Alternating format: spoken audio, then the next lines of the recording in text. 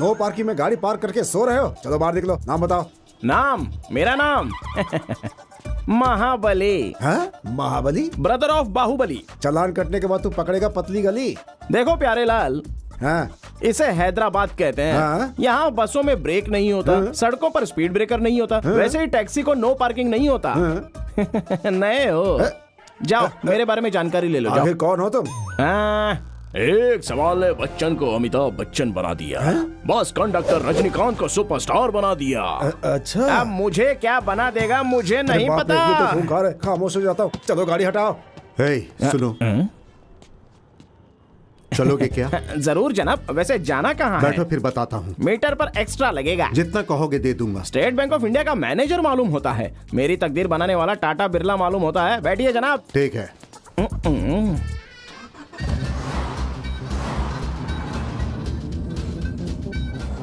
रुको। क्या हुआ जनाब? मूड हो रहा है। सर वो मारेगी। सिगरेट पीने का मूड हो रहा है। सिगरेट? मुझे लगा उसको देखकर मूड बन गया।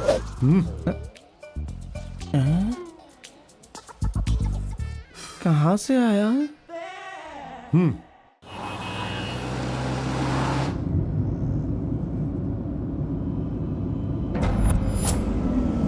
गाड़ी रोको।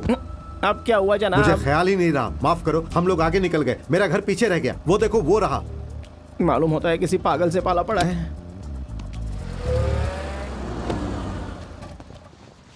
अरे पैसे तो दे दीजिए जनाब। जनाब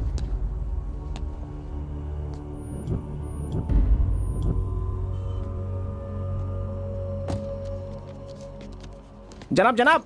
क्या हुआ? मेरे पैसे जनाब। मैं भूल गया था, माफ करो। लेकिन मुझे याद था।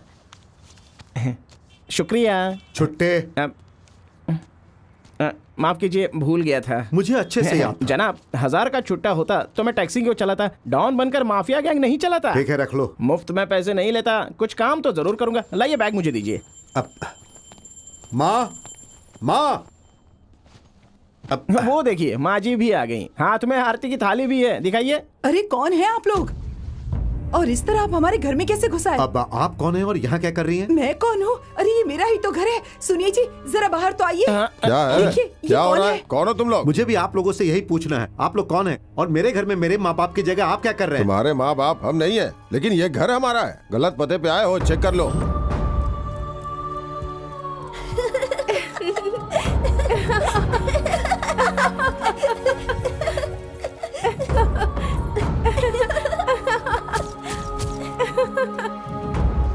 बेटा, मैं इसी घर में पैदा हुआ हूँ। कौन से साल में पैदा हुए थे? 1980 में पैदा हुआ था। जरा बाहर आना मेरे साथ। देख लिया? अब क्या कहते हो? जनाब आप कह रहे हैं कि आप पैदा हुए 1980 में, लेकिन ये घर तो 2010 में बना है। जनाब ये घर आपका नहीं है?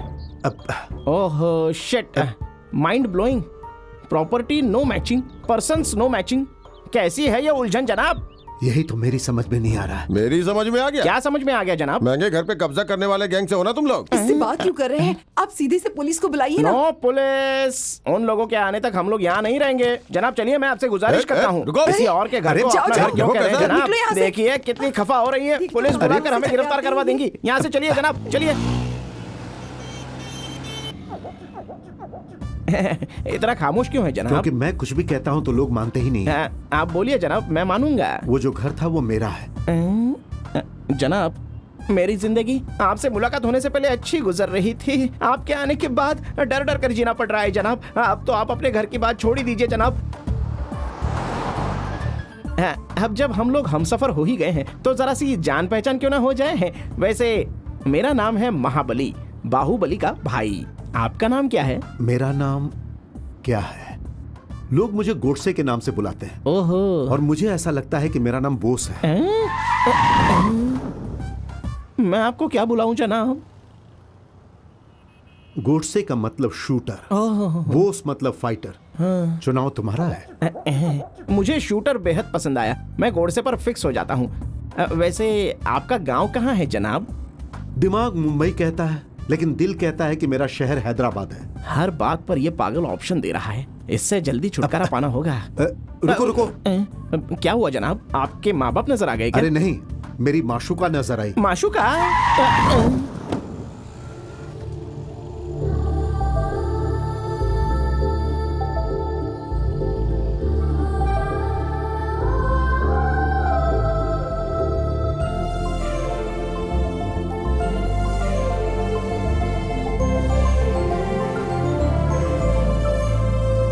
खैरियत से हो महालक्ष्मी? सुनिए, जरा जल्दी शेरे पंजाब जाना है, आप चलेंगे? आपके साथ जाना हो तो मैं पंजाब चला जाऊंगा। ड्रामा मत करो, चलो जल्दी। तुम इस तरह मुझे नजरअंदाज क्यों कर रही हो? कौन हो तुम? मजाक बहुत हो गया महालक्ष्मी। सीरियसली कह रही हूँ, मेरा नाम महालक्ष्मी नहीं है और तुम कौन हो मुझे नहीं मालूम। मैं कौन हूँ तुम्हें मालूम नहीं? मेरी तुमसे पहली मर्तबा मुलाकात हो रही है। हम दोनों आशिक हैं, तुम कैसी बात कर रही हो? खामोश। खामोश कहो या फिर कुछ भी कह लो, सच्चाई यही है। कैसे समझाओ, मैं तुम्हें नहीं पहचानती। हमारी कहानी मैं तुम्हें याद दिलाता हूँ महालक्ष्मी।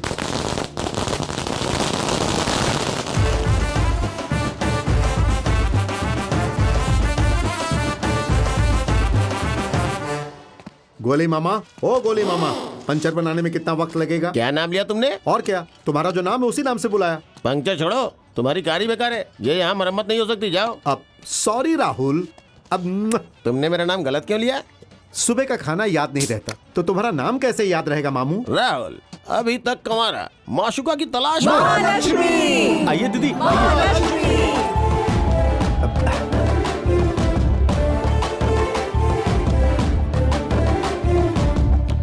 सुर्ख साड़ी में ये एकदम पटाखा लग रही है मामू। ये है भी जबरदस्त पटाखा, जहाँ जाती है बम फोड़ देती है। वो झुका क्यों नहीं? एक सेकंड में वो मेरे कदमों में होना चाहिए। जी दीदी। घुटने का ऑपरेशन हुआ है दीदी, इसलिए झुकने में बहुत मुश्किल होती है, इसलिए प्लीज एडजस्ट कर लीजिए ना।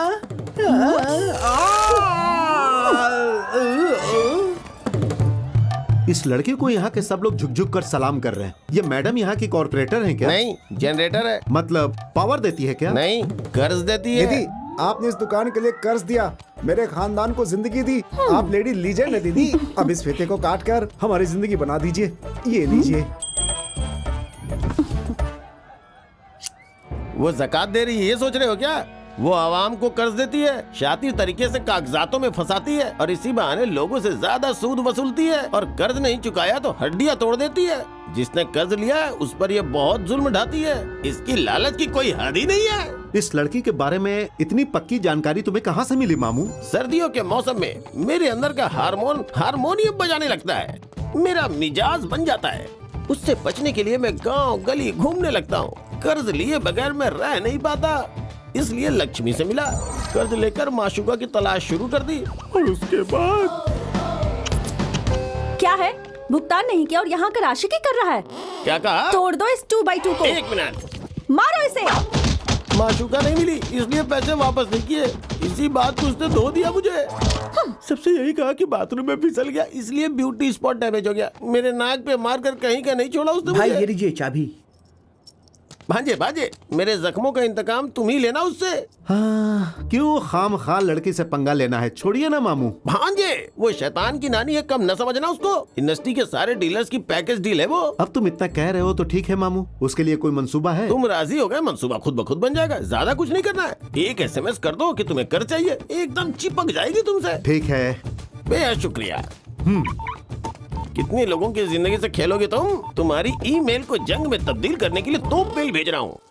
ये भी उसी में मिलाकर पैक कर दो। भांजे भांजे। हेलो, मेरा नाम महालक्ष्मी है।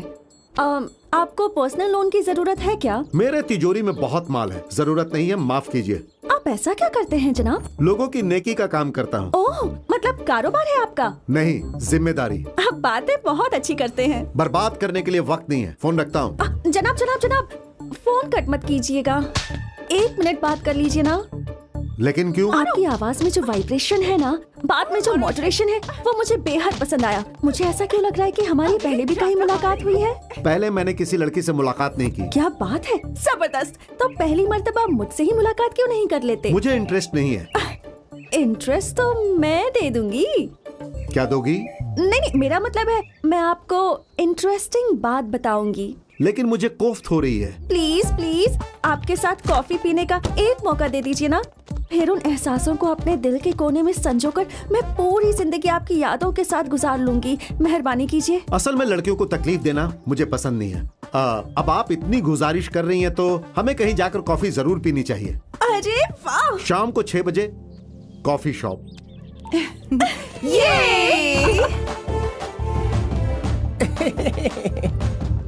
तुम्हें काबू में करने के लिए गुड़िया बनकर आ रही है। तुम देख रहे हो ना भांजे? देख रहा हूँ, देख रहा हूँ। कहीं तुम भी उसके जाल में फंस तो नहीं जाओगे? मैं क्या तुम्हें कोई छिछोरा लड़का लगता हूँ मामू? पहले तो स्ट्रिक रहते हो, बाद में स्टिक हो जाते हो। फिर भी जरा काबू में रहना, बहुत खतरनाक है। मैं अभी हाजिर हुआ। आप ही महालक्ष्मी है ना? मेरा नाम बोस है। मैं महालक्ष्मी हूँ, आपने कैसे पहचान लिया? इस तरह सच सवर कर आने वाले महालक्ष्मी ही हो सकती है, बस अंदाजा लगाया। आप तो जीनियस है।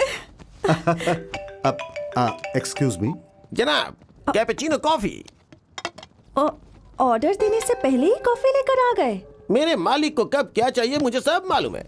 इनके कंट्रोल में रहने वाला रिमोट कंट्रोल मैं ही हूँ। मालिक आप? आपका अंदाजा दुरुस्त है, इस जगह के बॉस हैं ये। बहुत खूब, आपसे मिलकर अच्छा लगा। क्या हुआ जी? आपके हाथ में 440 वोल्ट का करंट है क्या? तेरी की। मेरा ये पहली मर्तबा है जी। आज से पहले मैं किसी लड़के से किसी रेस्टोरेंट में मिली ही नहीं। मैं आपकी तरह नहीं हूँ जी। अब वो क्या है ना, कभी किसी लड़की के साथ बैठकर मैंने कॉफी नहीं पी है। दरअसल मैं जरा शर्मीला हूँ। तो मेरी आंखों में आंखें डालकर गुफ्तगू कीजिए ना, शर्म कम हो जाएगी। क्या हुआ, आंखों में कुछ गया क्या? आपकी तो आंखों में भी करंट है, उन्हें देखते ही झटका लग गया। भांजा तो आशिक मिजाज हो गया। क्या हो गया? आप चौंक क्यों गए? कुछ हो रहा है, लेकिन क्या हो रहा है कुछ समझ में नहीं आ रहा। आपको देखने से पहले ऐसा लग रहा था जैसे मैं प्लेन में हूँ। आपको देखने के बाद ऐसा लग रहा है जैसे पैराशूट में लटक रहा हूँ। ओहो, पैराशूट की हवा निकल गई और हम दोनों के दरमियान का फासला कम हो गया। मैं भी यही चाहती थी। चलो अच्छा है। अब आप अपना काम शुरू कीजिए ना। वो तो आपने मना किया ना। मैं तो कॉफी पीने की बात कर रहा था। लेकिन आप कर्ज ले लेते तो मेरी मदद हो जाती। आप जोर डालेंगे तो मुझे लेना ही पड़ेगा। कर्ज लेना कोई गलत बात नहीं है। आपको गलत नहीं लग रहा है तो मुझे चलेगा। शुक्रिया, जल्दी वापस मुलाकात होगी। आपके साथ समय बिताने के लिए? नहीं नहीं, कॉफी हाउस का बिल बढ़ाने के लिए। अब आप बस हुक्म कीजिए जी। टच में रहिएगा। हाँ, आपके टच का तो मुझे इंतजार रहेगा जी। अलविदा। दीदी दीदी, नाइंसाफी हो गई। चीखो मत, तुम्हारे साथ जिसने भी नाइंसाफी की है मैं उसे बख्शूंगी नहीं। जल्दी बताओ बात क्या है। तुम्हारी शादी करवाकर मैं दावत भी रखूंगी। अरे नाइंसाफी शादी में नहीं, पैसे की रिकवरी में हुई है। क्या? तो जल्दी बताओ ना बात क्या है। वो गोरा जिसे तुमने 2 लाख रुपए दिए, वो कॉफी शॉप का मालिक नहीं है। हम तो लुट गए दीदी। तुम्हारी मेहरबानी से मैंने बाइक सीख ली। आजकल बाइक नहीं होता तो लड़कियां लाइक ही नहीं करती। डंडों के साथ आई है, लगता है हमारी जम के धुलाई करेगी। हमारी धुलाई करेगी? हम क्या गंदे कपड़े हैं जो धुलाई कर देगी? मालूम होता है इस मंसूबे में तुम भी शरीक हो 2x2। क्या ये लड़की कौन है मामू? तुम तो छा गए हीरो। ऑस्कर अवार्ड के लिए जरा सा पीछे रह गए। बाप रे बाप, क्या बात है। हाँ, शैतान के सामने ड्रामा मत करो। कागजात हमारे हाथों में दो, अभी इन्हें सबक सिखाती हूँ। अरे नहीं, क्या हो गया? कागजात में दस्तखत नहीं दिख रहा है दीदी। उस रोज दस्तखत तो किया था ना इसने। किया तो था, लेकिन कुछ तो गड़बड़ है दीदी। क्या हो गया भांजे? गायब हो गया। इस कलम की स्याही से लिखा 2 घंटे में गायब हो जाती है मामू। 420 करके इस गूगली महालक्ष्मी से धोखा करोगे? तुम करो तो कारोबार, हम करे तो गद्दार। तुम दोनों का तो कनेक्शन मैं ही काटूंगी। इन्हें ऐसे मारो कि दोनों को इनकी नानी याद आ जाए। मारो इन्हें। भागो!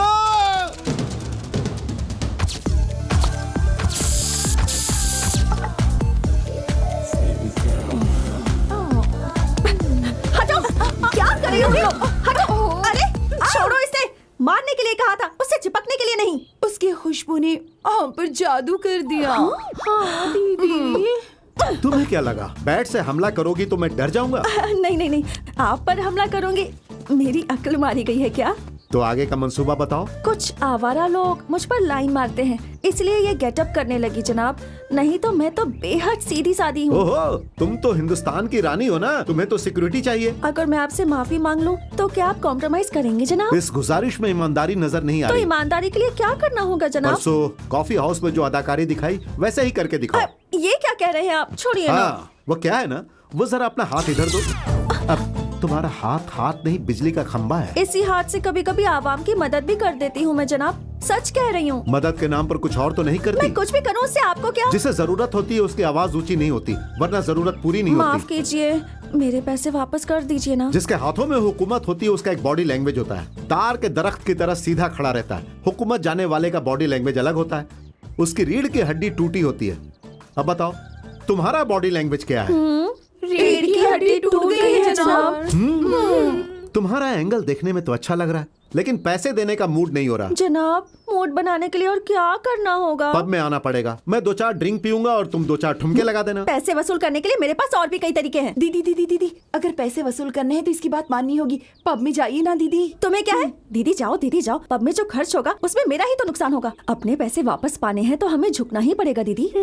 जरूरी है क्या? जरूरी है। Stop it.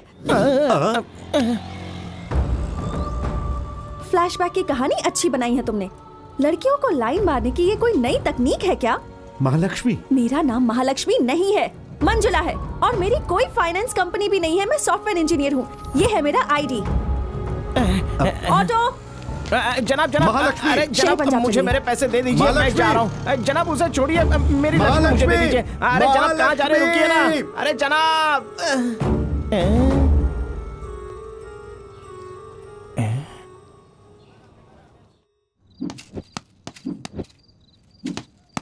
मेरे जैसे होशियार को माशूका नहीं मिल रही तो इस पागल की कोई माशूका है, इसका कौन यकीन करेगा? 2 पैग अंदर जाएंगे तो हकीकत बाहर आ जाएगी। बॉल मारने से क्या होगा जनाब? पैग मारेंगे तो किक आएगी। इस समय कुछ भी पीने का मेरा मूड नहीं है। मूड आने के लिए पीना ही पड़ेगा। महालक्ष्मी को यकीन दिलाने के लिए क्या करना होगा? पीना पड़ेगा, नीट मारना पड़ेगा। अंदर के ज्वालामुखी को बुझाने की ताकत इसी से आएगी। आपको बड़ा भाई समझ कर कह रहा हूँ, थोड़ा सा पी लीजिए जनाब, प्लीज प्लीज। ठीक है, जब तुम इतना बोल रहे हो तो मैं टेस्ट कर ही लेता हूँ। हाँ अब अच्छा लगेगा। हाँ ये बैठिए, शुरू किया जाए। हाँ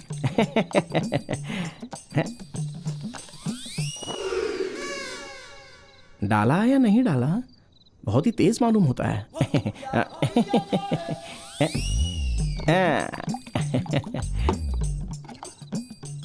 ओ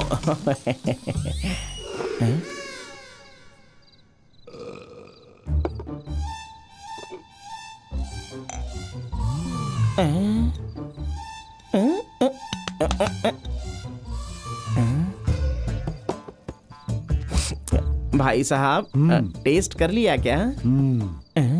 टेस्ट करने के लिए एक पूरी बोतल उड़ा ली। पीने बैठेगा तो पूरा कारखाना उड़ा देगा। वैसे असल में हुआ क्या था, क्या आप मुझे जरा बताएंगे? मैं तुम्हें फालतू में परेशान नहीं करना चाहता।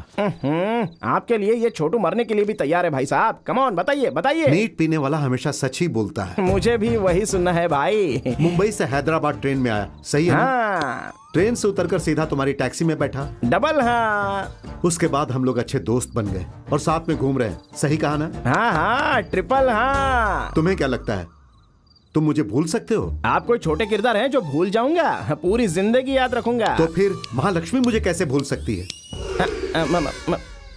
मतलब काजू खाइए। बौखलाहट मुझे पसंद नहीं है। सीधे सीधे बताओ, महालक्ष्मी मुझे कैसे भूल सकती है? मुझे क्या मालूम, मुझे बख्श दीजिए। बीच रास्ते में मुझे छोड़कर चली गई तो इस दिल को कैसे संभालूंगा? अब क्या हो रहा है कुछ समझ में नहीं आ रहा। क्या करना चाहिए कुछ भी नहीं मालूम।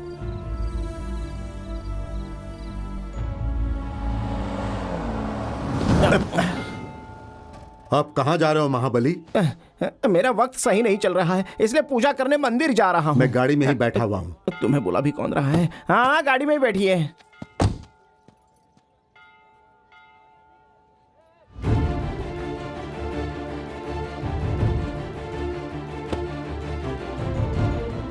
ऊपर वाले के करम से तुम मुझे फिर से नजर आ गई। बकवास मत करो, मेरे पीछे मत पड़ो। कितनी मर्तबा कहा है? मेरे साथ खेल मत खेलो प्लीज महालक्ष्मी। ए मिस्टर, पागल हो क्या?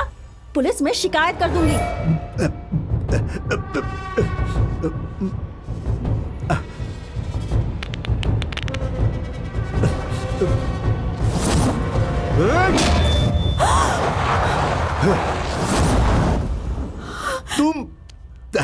तुम आखिर दर्शन अच्छे से हुआ ना? काशी, गाड़ी स्टार्ट करो। चलो। हाँ? अरे छोड़ो। हेल्प! कोई बचाओ! Control room, control room. अरे मेरी टैक्सी, अरे मेरी टैक्सी, अरे सॉरी सॉरी सॉरी। ये मगरूर यहाँ कैसे है? फाइनली इसने आपको पटा ही लिया।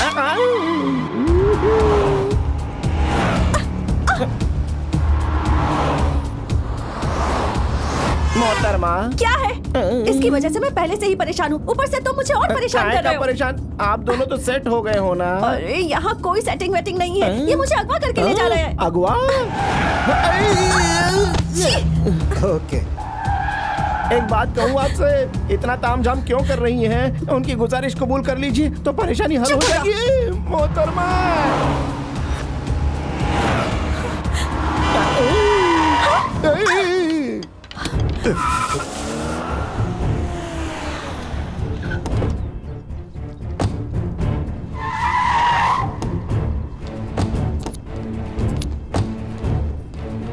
छोड़ो, कहाँ ले जा रहे हो मुझे? कहाँ जा रहे हो तुम? हट। ए गोपी, क्या मामला है? कौन है ये? जबरदस्ती अंदर घुसा है मालिक ये। आप कौन है जी?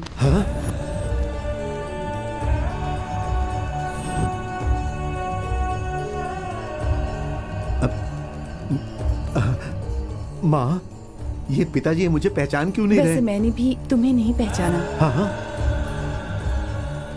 तो क्या आप इसके माँ बाप नहीं हैं? अरे क्या मजाक है, हम इसके पेरेंट्स नहीं हैं। वैसे तुम कौन हो बेटी? मैं इसकी माशिका हूँ, ये कहकर मेरे पीछे पड़ा है और अपने पेरेंट्स से मिलवाकर ये साबित करेगा, ऐसा कहकर मुझे यहाँ लेकर आया।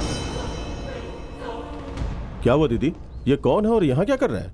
पता नहीं समीर, ये अनजान आदमी मुझे और इन्हें अपने माँ बाप समझ रहा है। क्या अब ये कौन है? तुम शायद किसी गलत पते पे आ गए हो भाई। रात का नशा अभी तक उतरा नहीं है क्या? इसे कोई नींबू पानी दो। वैसे ये बताओ कि तुम यहाँ आए क्यों हो? बहन नंदिनी, तुम तो मुझे पहचान रही हो ना? हाँ? नंदिनी, यहाँ मुझे कोई पहचान क्यों नहीं रहा? बहन, इन लोगों को बताओ ना सच क्या है। मैं तुम्हारा भाई हूँ, ये बात बताओ ना। मामा जी। इसको हाथ लगाने की जरूरत कैसे की? अरे निकल जाए यहाँ से। मुझे घूर क्यों रहा है? ऐसा मारूंगा कि अपना नाम तक भूल जाएगा।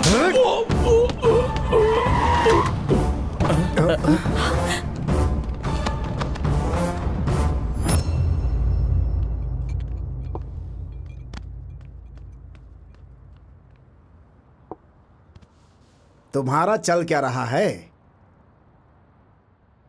अपनी नौकरी में आज तक मैंने ऐसा कोई खानदानी ड्रामा कभी नहीं देखा है। मेरा डॉक्टर कहता है सुनिए आप चाय कम पीजिए, आप चाय कम कर दीजिए, लेकिन तुम्हारी कहानी सुनने के बाद इतनी टेंशन हो गई कि चाय पे चाय पीता चला गया, लेकिन बात हजम नहीं हुई। तो मुझ पर बस इतनी मेहरबानी करो कि मुझे हकीकत का अंदाजा लग जाए। जनाब, इसने जो कुछ भी किया है ना, उसका गवाह ये टैक्सी वाला है। क्या बे, ये सच है क्या? वो क्या है ना सर, इस मैडम को इन्होंने अगवा किया ये हकीकत है, इन लोगों के घर जाकर फसाद किया ये भी हकीकत है, लेकिन इन सब का गवाह मैं हूँ ये हकीकत नहीं है। तो फिर जनाब हुआ क्या हुआ पता चलने से पहले सब कुछ हो गया था सर। सीआई साहब अचानक ही हमारे घर आ गया और मेरी भांजी की इज्जत पे हाथ डाला और मैं बीच में आया तो मुझे भी मारा। आप इस पर एक्शन लीजिए, नहीं तो मैं सीधा कमिश्नर के पास जाऊंगा। खामोश हो जाइए, कमिश्नर के पास जाएंगे, किसी आला अफसर से कंप्लेंट करेंगे, ये कह के डरा रहे हो मुझे? वैसे भी मेरी चाय पीकर परेशानी खत्म नहीं हुई है। कांस्टेबल संजीव कुमार जनाब, इन लोगों से शिकायत लेकर इस पर सेक्शन 361 अगवा का दफा लगाओ, 261 न्यूसेंस का भी दफा लगाओ। अब तो खुश हो? इंस्पेक्टर साहब 1 मिनट। अब ये लोग कौन है? अब गोडसे के माँ बाप। ये किसी और को माँ बाप कह रहा है और कोई दूसरे इसे अपना बेटा कह रहे हैं। जरा फिर से बताइए तो। गोडसे हमारा बेटा है। ओह, ये ट्विस्ट तो शॉकिंग है, लेकिन फिर भी काफी दिलचस्प है। सुना तुमने, तुम्हारे माँ बाप मिल गए, तुम बहुत किस्मत वाले हो। आप दोनों कहाँ से आए हैं? हम दोनों मुंबई से आए हैं। मेरे बेटे के सिर पर चोट लगी थी तो अस्पताल में दाखिल करवाया था। डॉक्टर की रिपोर्ट देख लीजिए। शुक्रिया शुक्रिया शुक्रिया। अब मामला समझ में आ गया है। ये भाई साहब अपनी माँ से बिछड़कर कहीं भी जाकर जो भी रास्ते में मिलता है उससे अपना माँ बाप समझ लेते हैं। क्यों, ये सच है ना? तुम्हारी बीमारी की वजह से यहाँ सबका वक्त खराब हो गया। नॉनसेंस। अब बात बहुत हुई, चलो दफा हो यहाँ से। बेटा, तुम कहाँ चले गए थे? तुम्हें मालूम है मैं कितनी डर गई थी। तुम अपने लोगों को छोड़कर इन पराये लोगों के पीछे क्यों पड़े हो? चलो घर चलो। आप लोग ये बेकार की नौटंकी बंद करेंगे? मैं आपका बेटा नहीं हूँ। तुम्हारे ना कहने से क्या होता है? हमारा रिश्ता थोड़ी खत्म हो जाएगा। क्या तुम्हें कुछ भी याद नहीं बेटा? देखो बेटा, जब तुम मेरी कोख में थे तो मैं बेहद खुश हुई थी, ये सोचकर कि तुम मेरा सहारा बनोगे, हमें संभालोगे। लेकिन तुम तो बदल गए। जिसने तुम्हारी परवरिश करके तुम्हें बड़ा किया, वो माँ बाप तुम्हें याद ही नहीं। तुम्हें हमसे शिकायत है तो हमें पहचानने से इनकार करो, लेकिन उस बेचारी का क्या कसूर है जो तुम्हारे नाम का मंगलसूत्र पहनकर तुम्हारा इंतजार कर रही है? Damn it! ये सारा टेंडर गोडसे की वजह से मुर्गन की कंपनी को मिल रहा है। मेरी कंपनी तो खत्म हो जाएगी।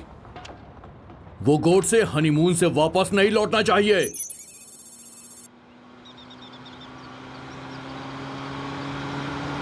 तुम्हारी ड्राइविंग तो काफी अच्छी है, तुम बहुत ही माहिर हो। नहीं, रोमांटिक हूँ। हाँ, कैसे मानूं? एक बात बताऊं, ड्राइविंग करते वक्त जिसका हाथ दोनों स्टीयरिंग पे हो, समझो उसकी शादी नहीं हुई है। शादीशुदा हुआ तो उसका एक ही हाथ स्टीयरिंग पर रहेगा। तब उसका दूसरा हाथ कहाँ होगा? यहाँ होगा। और सोचो अगर दोनों हाथ यहीं रहेंगे तो क्या होगा? हादसा होगा और क्या।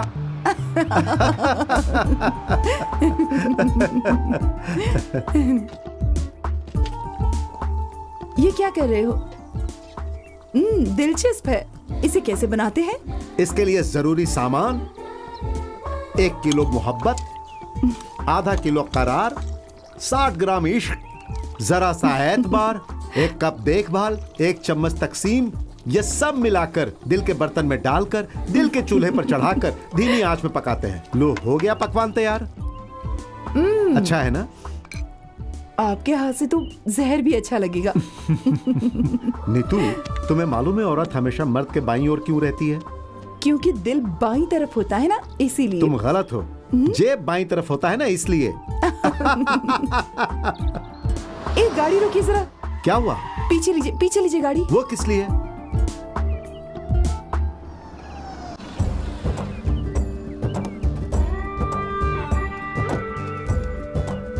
सुनिए, क्या आप मेरे हाथ पर गोडसे लिख देंगी प्लीज? नहीं नहीं, ऐसा नहीं करना नीतू। लेकिन क्यों ना करूं? तुम बेहद जज्बाती हो ना। तेज हवा से तुमको तकलीफ होती है। अगर तुम्हें सुई चुभेगी तो मुझे तकलीफ होगी। तुम चाहो तो ये दर्द मैं सह लेता हूं। लीजिए।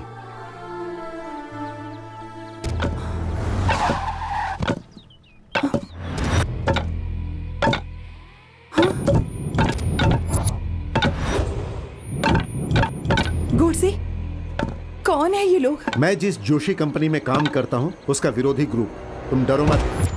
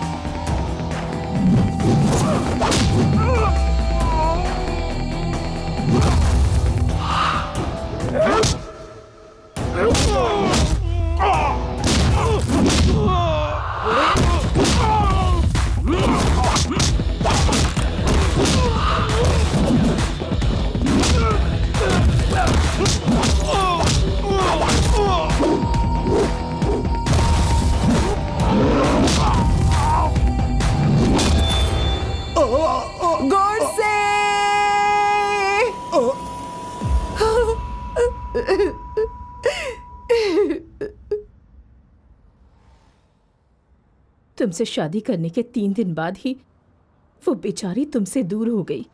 तब से लेकर आज तक वो बेचारी तुम्हारी राह देख रही है। रीतू,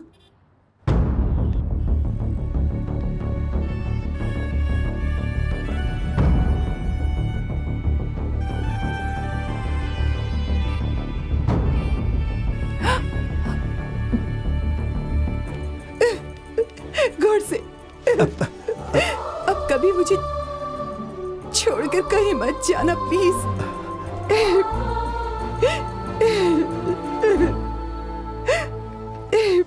तुम कौन हो मुझे नहीं मालूम।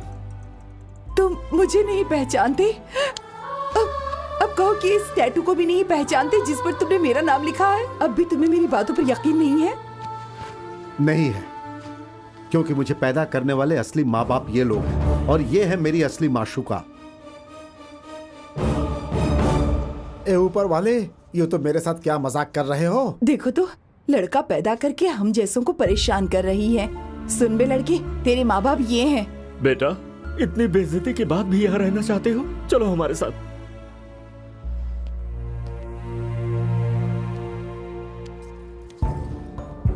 सिर्फ तुम्हें छू कर बता सकता हूँ कि तुम सिर्फ और सिर्फ मेरी हो।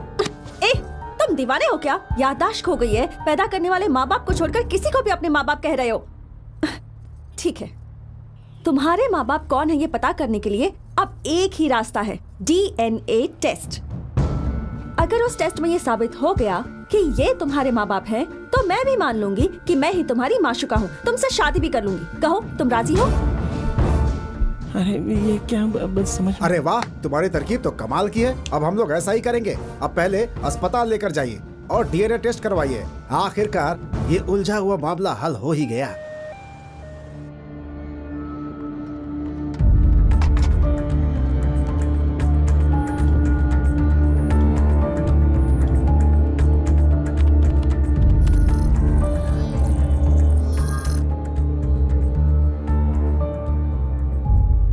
एक्सक्यूज मी, आप में से भूपति मालती देवी कौन है? हम ही हैं डॉक्टर साहब। डीएनए टेस्ट के मुताबिक ये लड़का आपका है, ये साबित हुआ।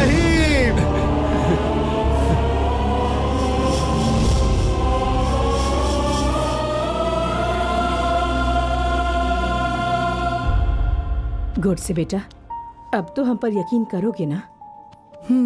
मैडम, इस हकीकत को मानने के लिए उसे जरा वक्त लगेगा। आप मेरे साथ आइए। मिस्टर गोडसे, ये आपके ब्रेन के मेमोरी सेल्स हैं। आपके सर में गहरी चोट लगने की वजह से आपके ब्रेन का 70% मेमोरी सेल्स डैमेज हो चुका है और फिलहाल सिर्फ 30% सेल्स ही काम कर रहा है। इसलिए आपको कुछ करीबी लोग ही याद रहेंगे और आप कब तक रिकवर करेंगे कहा नहीं जा सकता।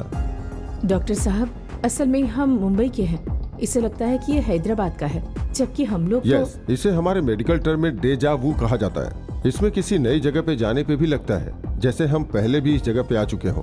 ठीक उसी तरह किसी इंसान को देखने पर भी ऐसा लगता है कि जैसे हम पहले भी उससे मिल चुके हैं। ये नेचुरल ह्यूमन ब्रेन की फितरत है। आम इंसानों को ये 2-3% तक होता है, जबकि आपके लड़के में ये 100% है। बाय द वे, आपका बेटा कभी हैदराबाद आया है? कारोबार के सिलसिले में ये महीने में एक मर्तबा यहाँ आता था डॉक्टर। बस यही परेशानी है, इनके ब्रेन का मेन ट्रैक इरेज हो गया है और सब ट्रैक काम कर रहा है। इसलिए हैदराबाद और आसपास की जगह और यहाँ के आदमी ही इन्हें याद है। मुझे लगता है इन मोहतरमा और बाकी सबको इन्होंने कभी देखा होगा, इसलिए ये इस तरह से बिहेव कर रहे हैं। मिस्टर गोडसे, इस वक्त आपका ब्रेन जो भी आपसे कह रहा है उसे नजरअंदाज करके आपको अपनी वालिदैन की बातों को अमल में लाना चाहिए। महालक्ष्मी, तुमसे एक बार बात कर सकता हूं? ये मेडिकल टेस्ट, डीएनए रिपोर्ट, ये सब नकारना सच हो सकता है। तुम लोग जो कह रहे हो वो हकीकत हो सकता है। मैं तुम लोगों की बातों पर अब यकीन करने लगा हूं। धीरे धीरे हकीकत मेरी समझ में आ गया। तुम्हारे लिए मेरी मोहब्बत नहीं, वहम है। देखो, एक हकीकत को 100 दफे बोलकर झूठ साबित कर सकते हो, लेकिन एक झूठ को 1000 बार बोलकर भी सच साबित नहीं कर सकते। लेकिन तुम्हारी हालत देखकर मुझे तरस आ रहा है। तुम्हारे अंदर सच्ची मोहब्बत का एहसास है, मैं समझ रही हूँ, लेकिन अफसोस कि जिस लड़की की तुम तलाश कर रहे हो वो महालक्ष्मी मैं नहीं हूँ। और देखो, तुम्हारी एक बेहद खूबसूरत बीवी है, खानदान है जो इस परेशानी में तुम्हारे साथ है। प्लीज मुझे भूलकर मुंबई जाकर अपनी इस परेशानी का इलाज करवा के एक आम इंसान की जिंदगी जियो। मैं तुम्हारी खातिर दिल से दुआ करती हूँ। अलविदा, ख्याल रखना।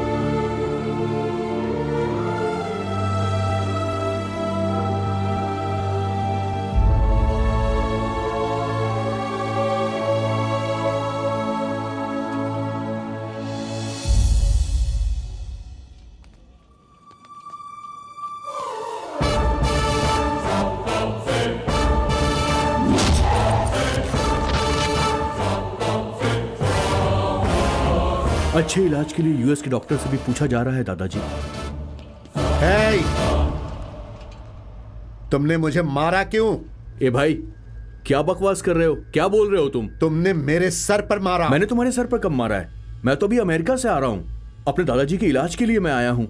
मैं तुम्हें पहली मर्तबा देख रहा हूँ। तुमने मुझे यहाँ मारा, गोल्फ शॉट मारा। मैं कैसे गोल्फ शॉट मारूंगा? मेरा तो एक हाथ ही नहीं है।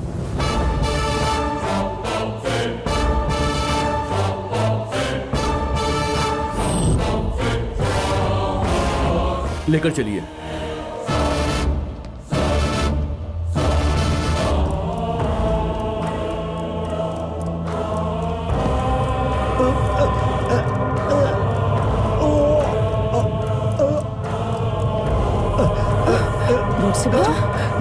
क्या हुआ? तुम ठीक से बेटा उठ जाओ। क्या हुआ मेरे बेटे?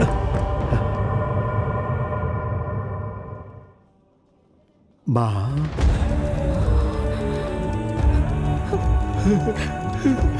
माँ कहा, ये शब्द सुनने के लिए मेरे कान तरस गए थे। मुझ में ही कमी है, ये बात समझ में आ गई। अब हम लोग मुंबई चलेंगे माँ। हम लोग अभी चलेंगे बेटा, अभी चलेंगे।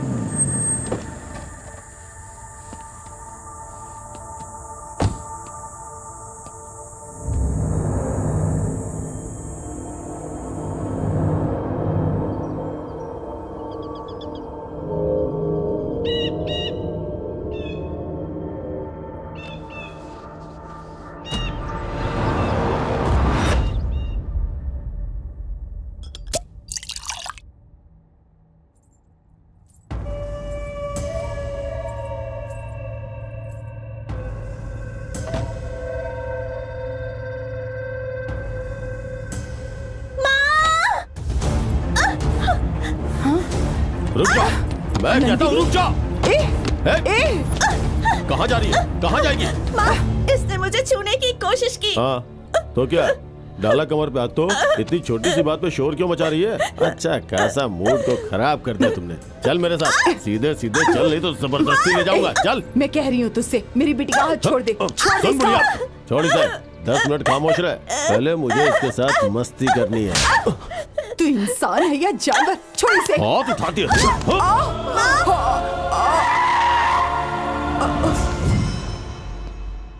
आप लोगों को अपना माँ बाप समझकर मैंने बहुत परेशान किया।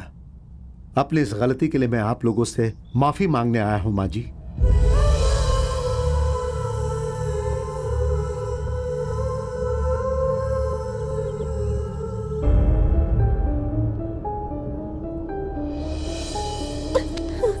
लेकिन एक बात मैं दावे से कह सकता हूं कि मेरे यहां आने से पहले जरूर कुछ गलत हो रहा था। माफी मांग लिया ना, चलो निकलो। ये मेरे खानदान की परेशानी है, समझे तुम? खानदान आपका ही होगा, लेकिन परेशानी होगी तो कोई भी हल कर सकता तो है। यहाँ क्या हल करने आए हो? बीच में आके मूड खराब कर दिया। चलो निकलो यहाँ से। घोर क्या रहा है बे? अगर इस लड़की से तुमने जबरदस्ती किया तो तुम्हें पीने के लिए पानी भी नसीब नहीं होगा। ये मेरी प्रॉपर्टी है, इसलिए इस पे मेरा पूरा हक है। औरत कोई जायदाद नहीं जो उस पर हक जताया जाए। दुनिया पर हुकूमत करने वाली ताकत है ये, जो तेरे जैसे शैतान को भी खत्म कर देगी। अपनी नसीहत अपने पास रख और निकल यहाँ से।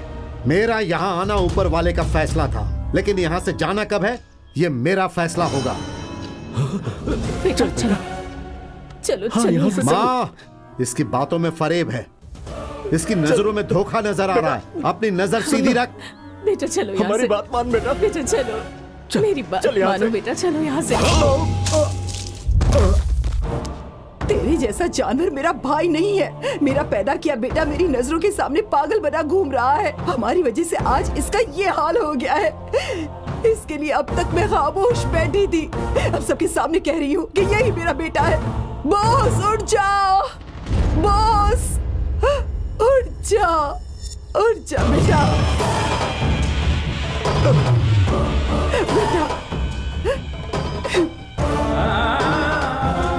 बेटा तुम मेरे ही बेटे हो, तुम मेरे बॉस हो, तुम कोई गोड़ से वोड़ से नहीं हो।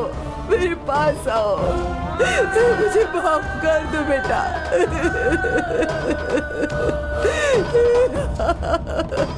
माँ, तुम मेरे बेटे हो, मेरे बेटे हो।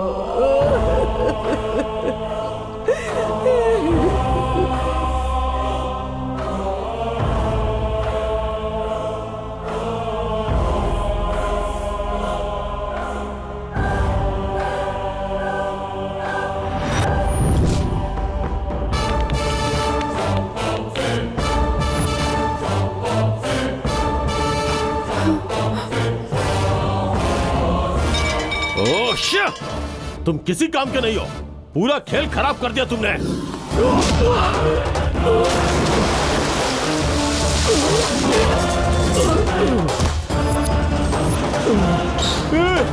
देखो वो यहाँ से जिंदा नहीं जाने पाए। मैं ही तुम्हारी महालक्ष्मी हूँ, मैं ही तुम्हारी महालक्ष्मी हूँ। भैया इसने बड़े जुल्म ढाए हैं, उसे हरगिज़ मत छोड़िएगा भैया, उसे मत छोड़िए। अरे नहीं, भाग।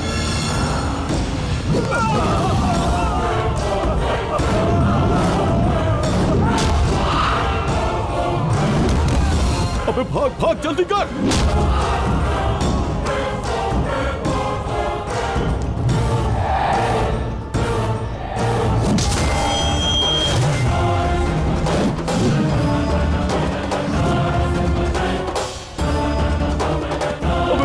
वो सामने से आ रहा है।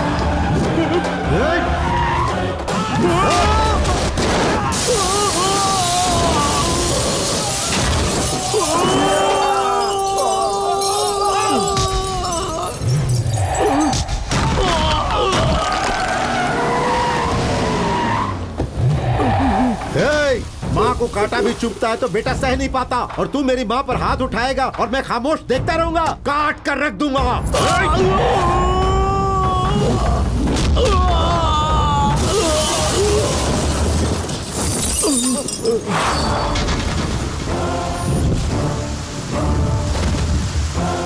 ये हाथ तुझे याद है? बोल। तुम्हारी मौत मेरे ही हाथों लिखी है। आजा। ए, मारो उसे।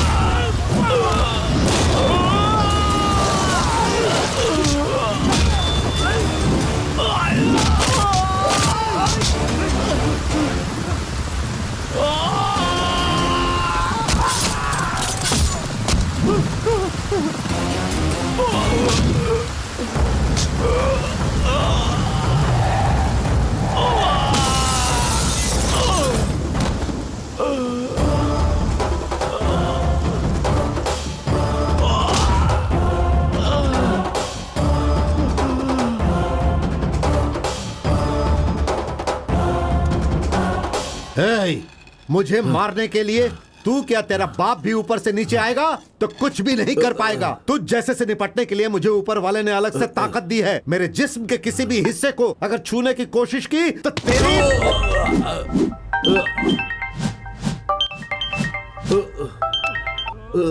क्या हो रहा है वहाँ? जंग हो रहा है यहाँ। कौन बोल रहा है? गोडसे और बोस। बोस?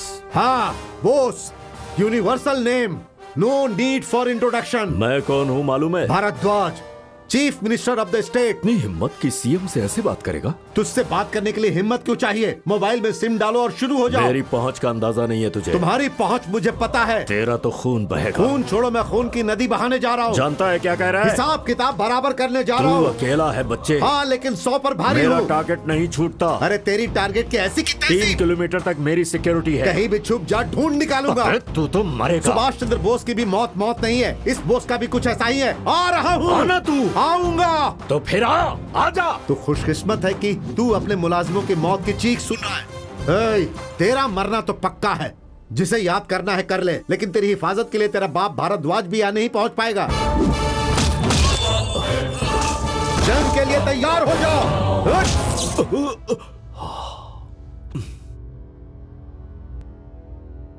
एक आदमी को पागल बनाने के लिए मैंने क्या क्या नहीं किया।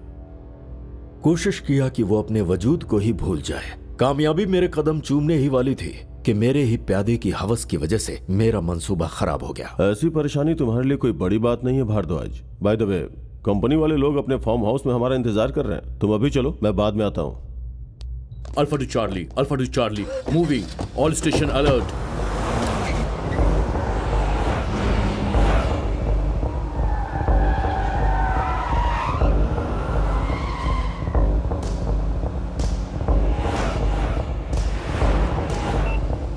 Security alert. Jubbling 214.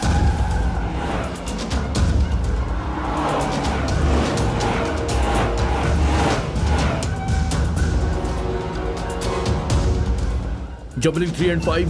Okay sir.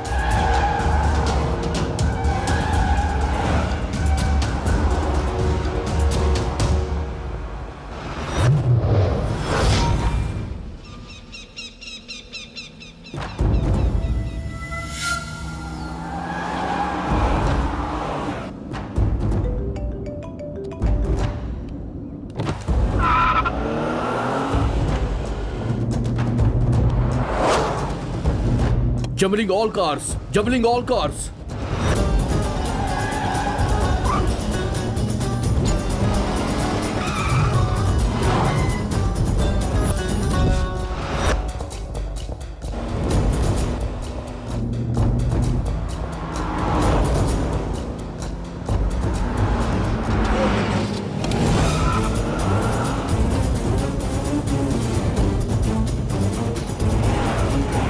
भांजे, मैं दाखिल हो गया हूँ। अब बताओ सीएम कौन सी कार में है? बताता हूँ मामू।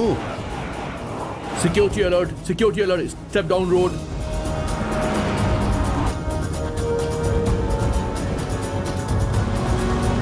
मामू सीएम दूसरी कार में है। इतने यकीन से कैसे कह सकते हो तुम? एक वीआईपी की गाड़ी चलाने वाले ड्राइवर को थोड़ी टेंशन होगी, मेरा अंदाजा यही कहता है।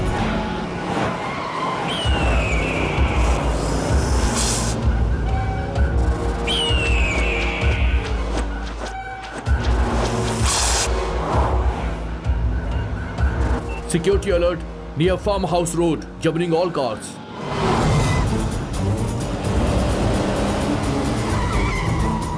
मामू मैं पहली पोजीशन पर जा रहा हूँ, तुम तीसरी पोजीशन ले लो। ओके भांजे।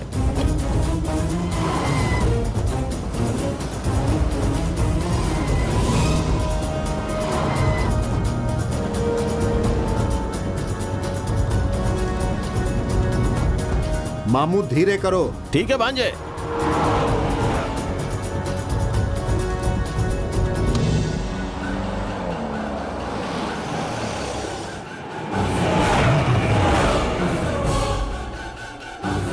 यस।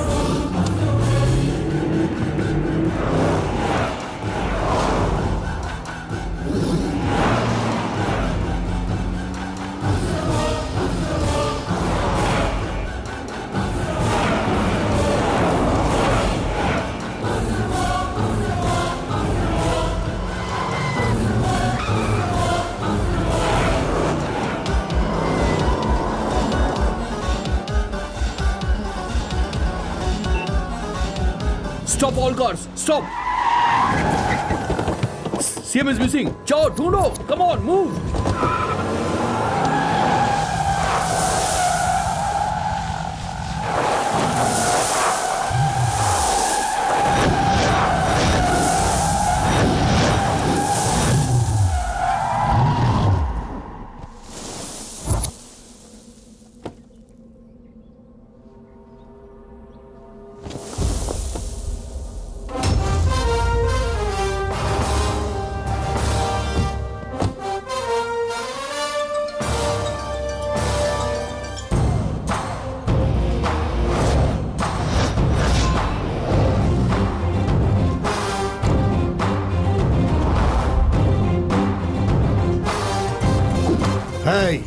मोबाइल पर बहस करना मुझे पसंद नहीं है। मेरी आदत है सीधा हमला।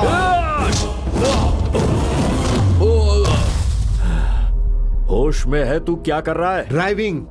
ड्राइविंग किया। गलत रास्ते पर जाने वाले को बस मैंने एक सीधा रास्ता दिखाया। चारों तरफ 3 किलोमीटर तक तुम्हारी सिक्योरिटी है ना, तुम्हारे साए को भी कोई छू नहीं सकता ना। मैं तुम्हें 3 किलोमीटर का नहीं 3 फुट के फासले पर ले आया। क्यों पसीना छूटने लगा? अपनी कहानी से शुरू करके मेरी कहानी पे खत्म करोगे या मेरी कहानी से शुरू करके अपनी कहानी पर खत्म करोगे? Choice is yours. कुछ समय पहले राज्य के मुख्यमंत्री दिल का दौरा पड़ने की वजह से अस्पताल में दाखिल किए गए हैं। दिल के दौरे की वजह से इन्हें अस्पताल में लाया गया है। उनके बारे में जैसे ही हमें कोई ताज़ा खबर मिलेगी हम आपको बताएंगे। सीएम से मुलाकात के लिए बड़े बड़े वीआईपी कतार में खड़े हैं, लेकिन उनके बेटे और करीबी रिश्तेदारों के अलावा किसी को मिलने की इजाजत नहीं है। उन्हें कड़ी सुरक्षा में रखा गया है। डॉक्टर साहब, भाई साहब की क्या हालत है? अब उनकी हालत खतरे से बाहर है। उन्हें जो दौरा पड़ा था वो बहुत ही मामूली दौरा था। उस वक्त तो उन्होंने सह लिया, लेकिन अब उनका दिल कमजोर हो चुका है। अगर ऐसा दौरा फिर से पड़ा तो उनका बचना मुश्किल होगा। कोई परेशानी वाली बात उनके कानों में ना पहुंचे, इस बात का तो ख्याल रखिएगा। क्या उन्हें एक बार हम देख सकते हैं? क्यों नहीं, जरूर। अरे भाई साहब ये क्या हो गया? आज नहीं तो कल ये दिन आने ही वाला था। मुझे अवाम की फिक्र परेशान कर रही है। अवाम की बहुत दिक्कतें हैं। वो सब बाद में सोचिएगा, पहले आप आराम कीजिए। अगर इन्हें फिर से दौरा पड़ा तो जीना मुश्किल हो जाएगा,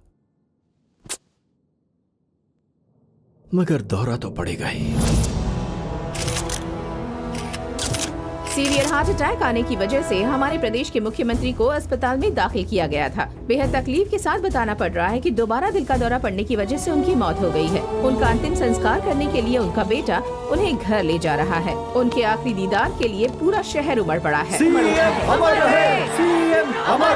हमारी पार्टी और राज्य के लिए मेहनत करने वाले मेरे भाई साहब की मौत सबके लिए बड़ी तकलीफ की बात है। आवाम को उनसे बहुत सारी उम्मीदें थीं। उनकी उम्मीद अब सच करेंगे हमारे भारद्वाज जी। उनकी जगह पर मैं इन्हें बिठाना चाहूंगा। भारद्वाज जी आइए।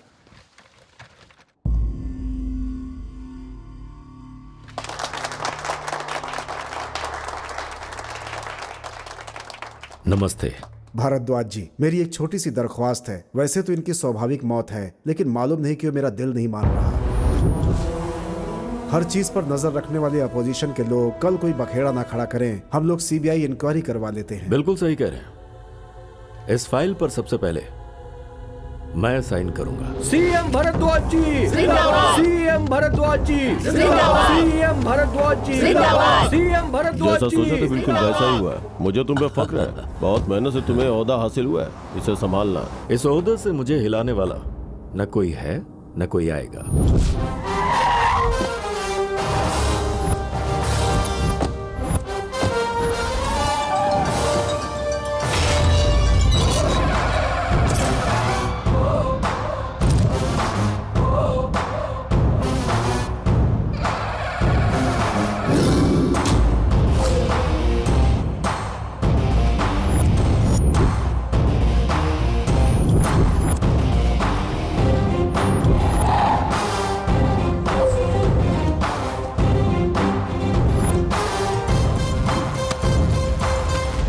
सीबीआई, अंदर किले में मालिक की बहुत बड़ी पूजा चल रही है। तू चाहता है कि उसमें तेरी भी समाधि की पूजा हो जाए क्या? चल निकल। सत्यनारायण जी जनाब। हम गेट के पास कितने बजे आए? ठीक 9 बजे जनाब। ये हमारे सामने कितने बजे आया? 9:02 पे जनाब। तो एक काम करो, 9:02 से लेकर 9:12 तक बोस वाज इन एक्शन ऐसा लॉ ऑफ बुक में दर्ज करो। जी जनाब। लगता है मेरी बात तेरी समझ में नहीं आई है। कुछ लोग मारेंगे तो एक्सरे में नजर आएगा और कुछ लोग मारेंगे तो स्कैनिंग में नजर आएगा। अगर मैं मारूंगा तो तारीख में नजर आएगा।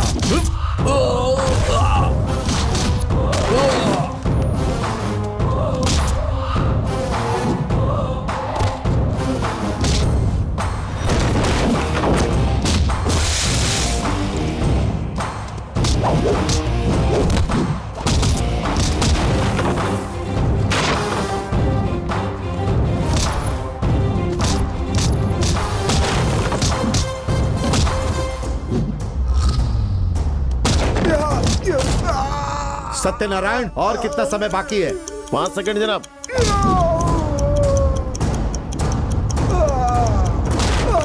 परफेक्ट टाइमिंग जनाब।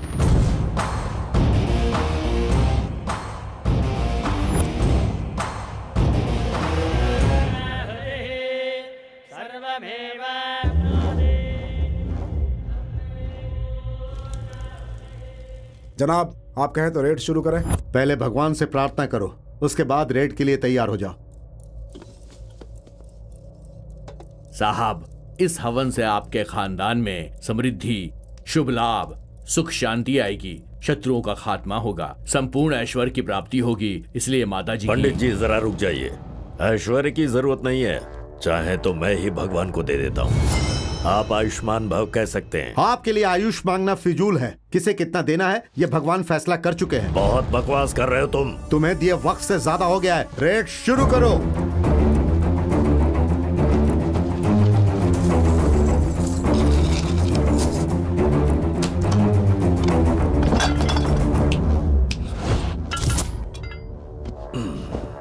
चपरासी से लेकर मुख्यमंत्री तक सब मेरे पैर छूकर आशीर्वाद लेते हैं। मुझसे कोई ऊंची आवाज में बात नहीं करता।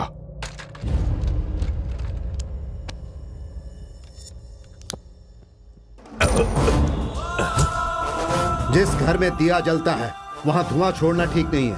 असल में मैं भी एक स्मोकर हूँ। बचपन में पढ़ाई की, जवानी में अय्याशी की, लेकिन एक हद तक साथ साथ अच्छी आदतें भी अपनाई। तुम भी अपना लो। मेरा हुक्म ही यहाँ कानून है। तुम्हारी औकात क्या है? तुम हो कौन जो मुझे सिखा रहे हो? मेरे बारे में सब पता करने के बाद ही तुम्हें यहाँ कदम रखना चाहिए था। कदम रखने के लिए दावतनामे की जरूरत नहीं है, एक इन्फॉर्मेशन काफी है। मेरे बारे में यहाँ की आवाम से पूछो, सब पता चल जाएगा। कौन सा चंदा मामा की कहानी है तुम्हारी? श्री कृष्ण भगवान ही मेरी शक्ल में पैदा हुए हैं, ऐसी यहाँ की आवाम का कहना है। ये है कहानी। तुम और कृष्ण भगवान? बेवकूफ, तुझे पता है कृष्ण भगवान का मतलब क्या है? कंस को मारने, राक्षसों को खत्म करने और ऋषि मुनियों की हिफाजत करने के लिए जमीन पर आए थे वो। तुम्हारे जैसा कुकर्मी क्या जानेगा कि भगवान कृष्ण क्या थे? अरे मुझ जैसे आम इंसान के सामने भी तू टिक नहीं पाएगा, और तू खुद को कृष्ण का अवतार कह रहा है। खुद को शेर कहने वाला तू तो बाहर के चूहे से भी छोटा है। हे बेवकूफ, 4 बदमाशों को अपने साथ रखकर खुद को 30 मार खान समझने वाला तू है कौन? चाहूँ तो अभी ही मसल दूं। आखिरकार सीबीआई का मामूली मुलाजिम है तू, जब चाहूँ तुझे कुचल सकता हूँ। मैं सीबीआई का मुलाजिम हूँ, इसीलिए तू अभी तक मेरे सामने सही सलामत बैठा है। अगर मैं अपने असली रंग दिखाने पर आ जाऊंगा तो तू कितनी भी कोशिश कर ले, अपनी जितनी भी पहचान है सबका इस्तेमाल कर ले, तुझे मरने से कोई नहीं रोक सकता, कोई नहीं। अगल बगल के तीनों स्टेट के सीएम से पूछ मैं कौन हूँ, मेरे नेटवर्क के बारे में जान जाएगा। तो मैं अपने नेटवर्क का जलवा दिखाऊं? Sujata. Reporting sir. Prabhakar. Prabhakar reporting sir. ये मेरा रेंज है। अब अपने हाथ की घड़ी निकालो। क्यों? क्योंकि तुम्हारा वक्त खराब चल रहा है। चलो निकालो।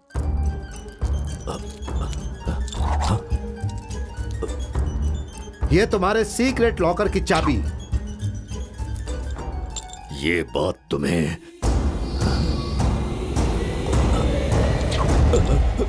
एक बार किसी शैतान का टारगेट फिक्स किया तो उसके घर में बड़ा होने वाला पेड़ या फिर उसका कुत्ता भी क्यों ना हो, वो मेरे काबू में आ जाता है।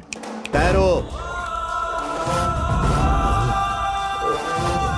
जनाब, रेड कंप्लीट हो गई। गुड। इसका राशन कार्ड से लेकर पासपोर्ट तक सब कुछ जब्त कर लो, तभी जरूरत पड़ने पर यह हाजिरी देगा। सत्यनारायण जनाब। इसका अंगूठा ले लो। जी जनाब।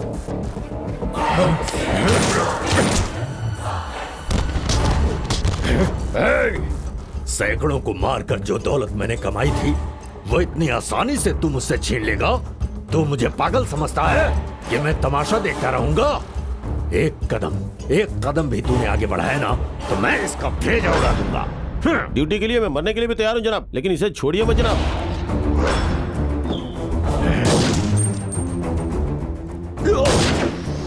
सत्य की राह पर चलने वाला छोटा आदमी बड़ा बन सकता है, वही बड़ा आदमी जब बेईमानी की राह पर चलता है तो सीधा दूसरी दुनिया में पहुंच जाता है।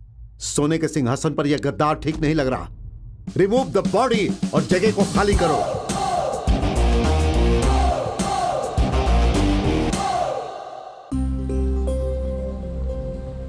माँ, लड़के वालों के आने का वक्त हो गया, सब तैयार है ना? तुम्हारी बहन को छोड़कर सब तैयार हैं। 3 घंटे हो गए, अभी तक तैयार नहीं हुई। अरे उसकी शादी है, वक्त तो लेगी ना। भांजे, सामने पैदा हुए बच्चे की शादी हो रही है और यहाँ मरने की उम्र हो गई, अभी तक शादी नहीं हुई। वो देखो, वो आ गए। कैसा लगा दूल्हा? तार वाली तलवार की तरह है। चश्मा उतारो और सामने देखो, मीठी छुरी भी है। ये कौन है भांजे? वो दूल्हे की बड़ी बहन है मामू। बाप रे, लगता है ये तो चमड़े निकाल देगी। नमस्ते जी।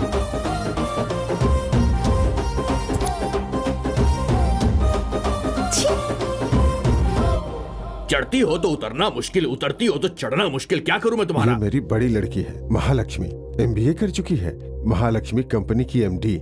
ये हमारा बड़ा बेटा CBI में जॉइंट डायरेक्टर के ओहदे पर है।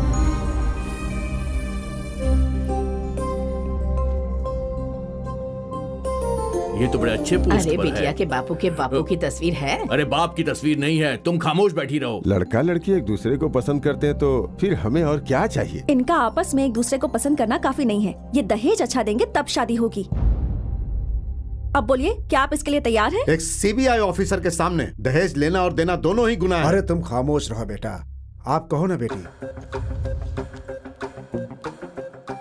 लड़की वाले हैं हम लोग। हमें चाहिए 1,24,325 रुपए, और ये पैसे आपको शादी से पहले देने होंगे। बाप रे बाप, ये तो लोन अमाउंट है। ये क्या है बेटी, मांगना है तो 6 लाख 7 लाख मांग लो। ये 1 रुपया 2 रुपया का क्या मतलब है बेटी? ये आप अपने बेटे से पूछिए और इनके पीछे छुपे 2x2 से पूछिए। पहले इन दोनों का रिश्ता तो तय हो जाए, फिर हम लोग आपस में बीच का हिसाब किताब कर लेंगे। शगुन की थाली बदली कीजिए, नहीं तो मुहूर्त निकल जाएगा। ओम भूर्भुवस्वः तत्सवितुर्वरेण्यं भर्गो देवस्य धीमहि धियो यो नः प्रचोदयात्। अरे जरा पानी अरे लेकर तो कोई आओ। इसका मुंह बंद करवाओ। अरे ये लीजिए, आराम से टेंशन मत लीजिए, सब ठीक हो जाएगा। अरे चुप करो, जब देखो ड्रामा करती रहती हो। अरे रे रे रे, शांति ऐसे शुभ रहिए, मौके पर ऐसे आराम मनहूस से, बुलाने की कुछ जरूरत ही नहीं क्या होगा। थी? ज़ईफ आसरा खाना भेजकर पीछा छुड़ाओ। तुम्हारी इतनी हिम्मत तो मुझ पे हाथ उठाओगे? खामोश रहिए। बुजुर्ग की बेइज्जती करेंगे तो आगे पीछे कुछ नहीं देखूंगा। आपने आखिर इन्हें समझ क्या रखा है? आपको धर्म के बारे में, संस्कार के बारे में, दुनिया के सारे अच्छे कायदों के बारे में बताने वाले यही लोग हैं। उस जमाने को और अपने जमाने को अगर किसी ने जोड़ कर रखा है तो यही भगवान की तरह बुजुर्ग लोग हैं। अगर बड़े बूढ़े रास्ता नहीं दिखाएंगे तो हमारे मुल्क की संस्कृति देखते ही देखते खत्म हो जाएगी। इंसानों में मोहब्बत नहीं रहेगी, बच्चों के चेहरे से मुस्कान हट जाएगी, प्यार वाले निवाले नहीं होंगे, लोरी नहीं रहेगी, दादा दादी की कहानियां भी नहीं रहेगी। अगर ये लोग वृद्धाश्रम में चले जाएंगे तो हमारा भविष्य फिर से स्टोन एज में चला जाएगा। आप हमारे मेहमान हैं, इसीलिए छोड़ रहा हूँ। दूसरा कोई होता तो ऐसी सबक सिखाता कि याद रखता। माफ कीजिए, मेरी वजह से मुहूर्त का वक्त निकल गया। शगुन की थाली बदलने के लिए सिर्फ अच्छे मुहूर्त की नहीं बल्कि अच्छे लोगों की भी जरूरत होती है। माँ, आपको एक बम्पर ऑफर दे रही हूँ। अपने बेटे के साथ साथ अपनी बेटी की भी शादी करवा दीजिए। उसी मंडप में उसी पंडित से शानो शौकत से शादी करवाइए। अगर ऑफर खत्म हो गया तो अच्छा दामाद गंवा देंगी आप। तुम्हारी नजर में तुम्हारे लायक कोई लड़का है? क्या हुआ भारद्वाज, यहाँ तन्हा बैठ के क्या सोच रहे हो? स्टेट की तरक्की कैसे हो यही सोच रहा था। बैठो। उस ग्रीन प्रोजेक्ट के बारे में मैंने और महेंद्र ने सारा डिस्कस कर लिया है। हमारी उम्मीद की अदायगी के अलावा 50% पार्टनरशिप भी देने के लिए राजी हैं। आपको बस इस प्रोजेक्ट में आने वाली कानूनी परेशानियों को हल करना है जनाब।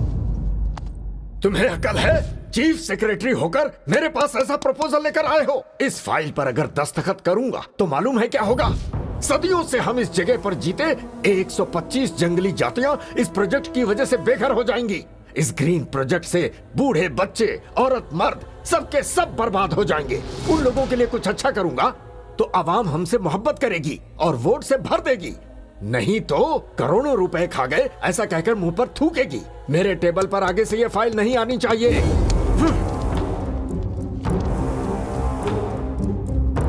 दफा हो जाओ।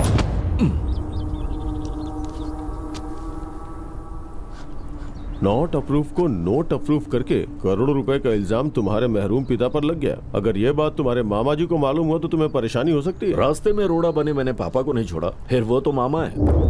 बैनर्जी, डॉक्टर पेशेंट को इंजेक्शन देने से पहले ऐसा क्यों करते? सिरिंज में एयर ब्लॉक हुआ तो वो एयर बबल सीधे इंसान की नब्ज में जाकर हार्ट वॉल ब्लॉक कर देता है, जिसकी वजह से इंसान की मौत हो जाती है। मामा और मेरा एक ही पैटर्न है। वो रोज शाम को 2 पैग ज्यादा पीकर निकलते हैं। आज का पैग आखिरी होगा। उनकी मौत कैसे हुई ये पोस्टमार्टम से भी पता नहीं चलेगा।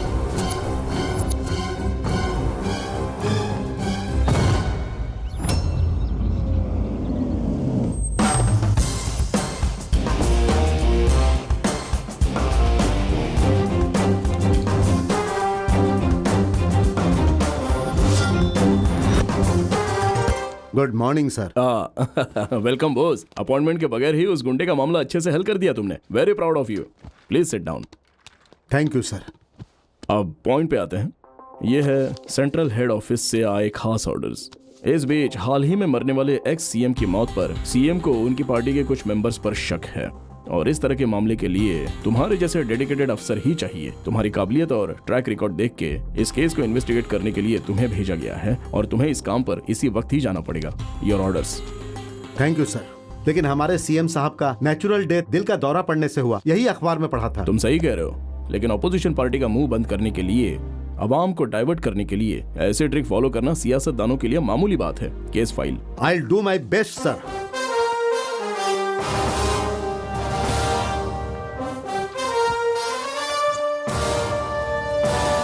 राजीव,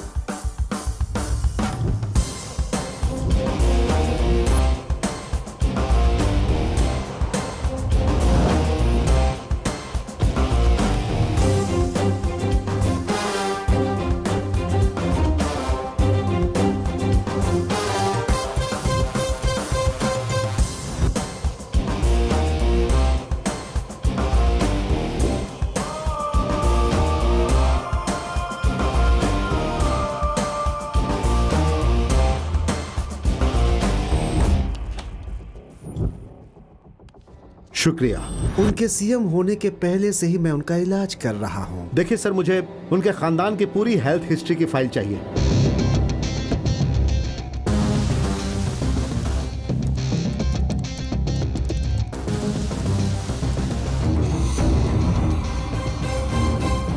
उन्हें जो आया था वो एक मैसिव स्ट्रोक था, जो एक नेचुरल स्ट्रोक भी था। तुम्हारी भेजी सारी फाइलें स्टडी की मैंने। चीफ मिनिस्टर को पहला स्ट्रोक आने के बाद डॉक्टर ने जो इलाज किया था वो बिल्कुल सही था। इनकी बॉडी की कंडीशन के हिसाब से दूसरा स्ट्रोक आने के बाद उनके जीने की उम्मीद बहुत कम थी।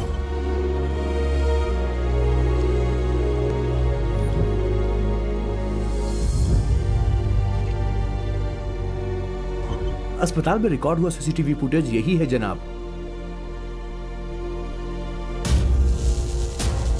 ये डिस्टरबेंस क्यों है? जनाब, उस रोज ठीक इसी वक्त पर हमारे अस्पताल के सारे सीसीटीवी फुटेज में ऐसा ही डिस्टरबेंस आया था जनाब। उसी वक्त आपके अस्पताल में पावर फ्लक्चुएशन जैसा कुछ हुआ था क्या? ऐसा होने का कोई चांस ही नहीं था। हमारे पास हाई क्वालिटी इलेक्ट्रिकल पावर है जनाब।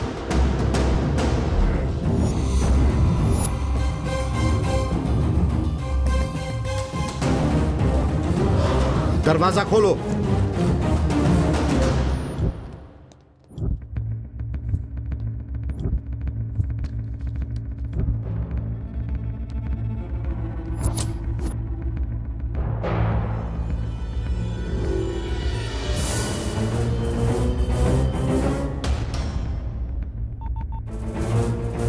हेलो जी कहिए। TV9 news channel. जिस रोज मुख्यमंत्री गुजरे थे उस रोज सुबह के 5:30 बजे आपके चैनल में कौन सा प्रोग्राम टेलीकास्ट हो रहा था? उस वक्त हमारे चैनल पर भक्ति प्रोग्राम टेलीकास्ट हुआ था। उन्हें जो आया था वो एक मैसिव स्ट्रोक था, जो एक नेचुरल स्ट्रोक इनकी भी बॉडी था। की कंडीशन के हिसाब से दूसरा स्ट्रोक आने के बाद उनके जीने की उम्मीद बहुत कम थी। मतलब स्ट्रोक? सीएम टीवी देखते देखते मर गए? उस वक्त हमारे चैनल पर भक्ति प्रोग्राम टेलीकास्ट हुआ था। तो सीएम भक्ति प्रोग्राम देखते वक्त शॉक से मर गए। सीएम की आंखों में डर नजर आ रहा था। डरने की वजह क्या हो सकती है? सीसीटीवी कैमरे के फुटेज में यह डिस्टरबेंस आया था। मतलब जो सीएम देख रहे थे वो भक्ति का प्रोग्राम नहीं था, कुछ और ही था।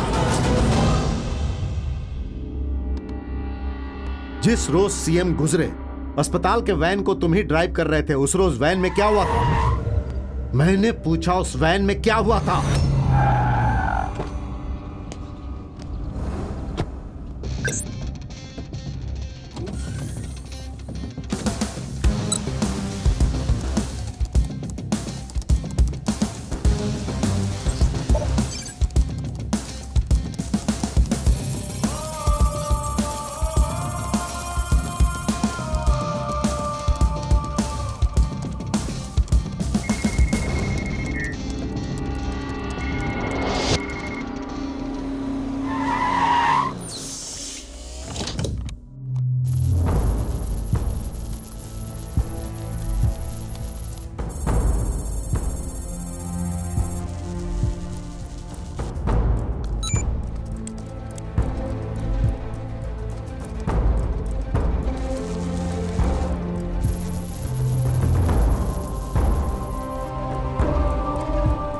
जनाब, अब सब कुछ हमारे कंट्रोल में है। सीएम जो भी चैनल ऑन करेंगे वो वही देखेंगे जो हम दिखाना चाहते हैं।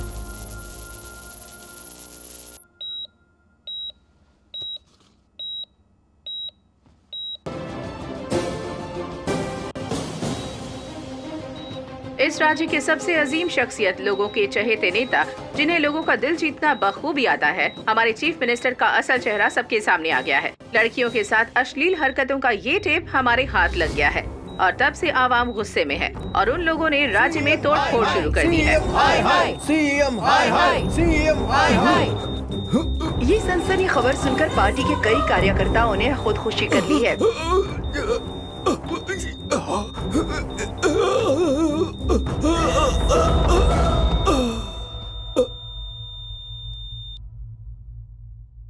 सीएम के बेटे के कहने पर उस रोज मैंने ही सिस्टम को हैक किया था।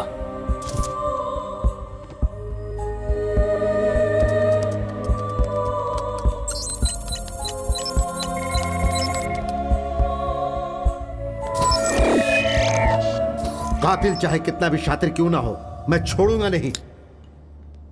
जनाब, आप बेहद खुश नजर आ रहे हैं। एक्स सीएम का केस सॉल्व कर दिया क्या? करीब करीब। आपको ये तो नहीं लग रहा है कि उनका कत्ल हुआ है? Of course. आप जो केस डील कर रहे हैं वो थोड़ा खतरनाक नहीं लगता? राजीव, साफ साफ बोलो, मुझे गोल मटोल बातें पसंद नहीं है। एक्स सीएम के डेथ केस में हाई लेवल के बड़े अफसरान शामिल हैं, ऐसा मुझे लग रहा है जनाब। अगर उनके बारे में आप पता करेंगे तो आपकी जान को खतरा हो सकता है जनाब। मेरी सलाह मानिए तो मामले को उलझाए बिना इस केस को खत्म कर दीजिए। हम ड्यूटी किस लिए करते हैं? जिंदगी जीने के लिए ना। तो मौत को घर का रास्ता क्यों दिखा रहे हैं?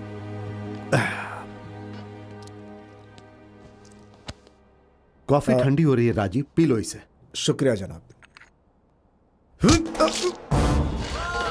शर्म आनी चाहिए तुम्हें।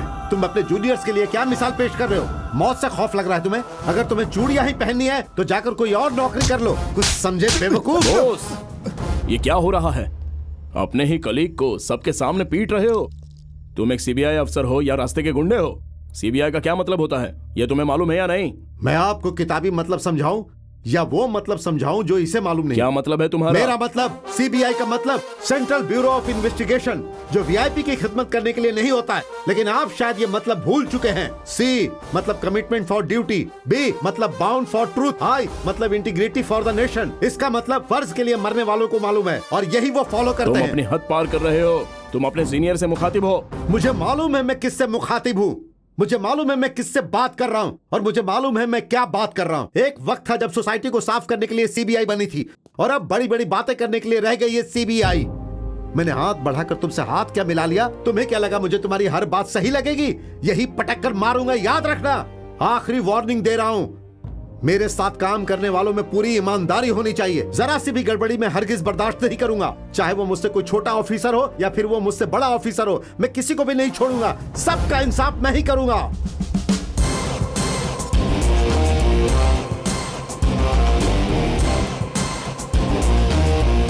माफ कीजिए जनाब, मुझसे अनजाने में बहुत बड़ी गलती हो गई।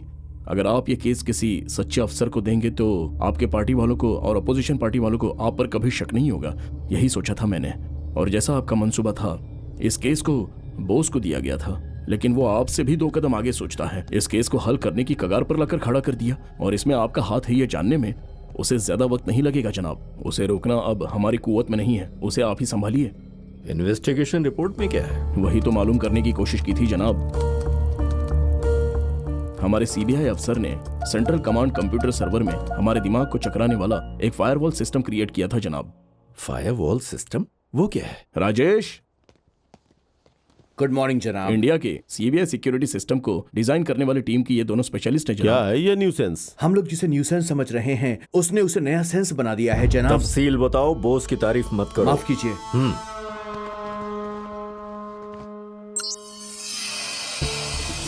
इंडिया में सीबीआई के 6 जोनल हेडक्वार्टर हैं। ये है दिल्ली, मुंबई, कोलकाता, चेन्नई, बेंगलुरु और हैदराबाद। इन सारे जोनल हेडक्वार्टर्स को मिलाकर हम लोगों ने एक सेंट्रल नेटवर्किंग सेंटर क्रिएट किया है।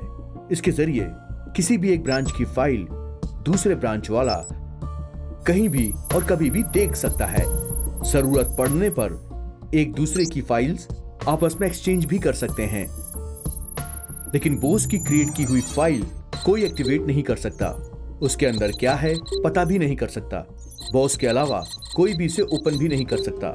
आसान लफ्जों में कहूं तो इस इन्वेस्टिगेशन फाइल के चारों तरफ उसने एक सिक्योरिटी वॉल बनाकर उसके बीच में एक किला बना दिया है। इस टोटल सिक्योरिटी सिस्टम को ही पर्सनल फायरवॉल सिस्टम कहते हैं जनाब।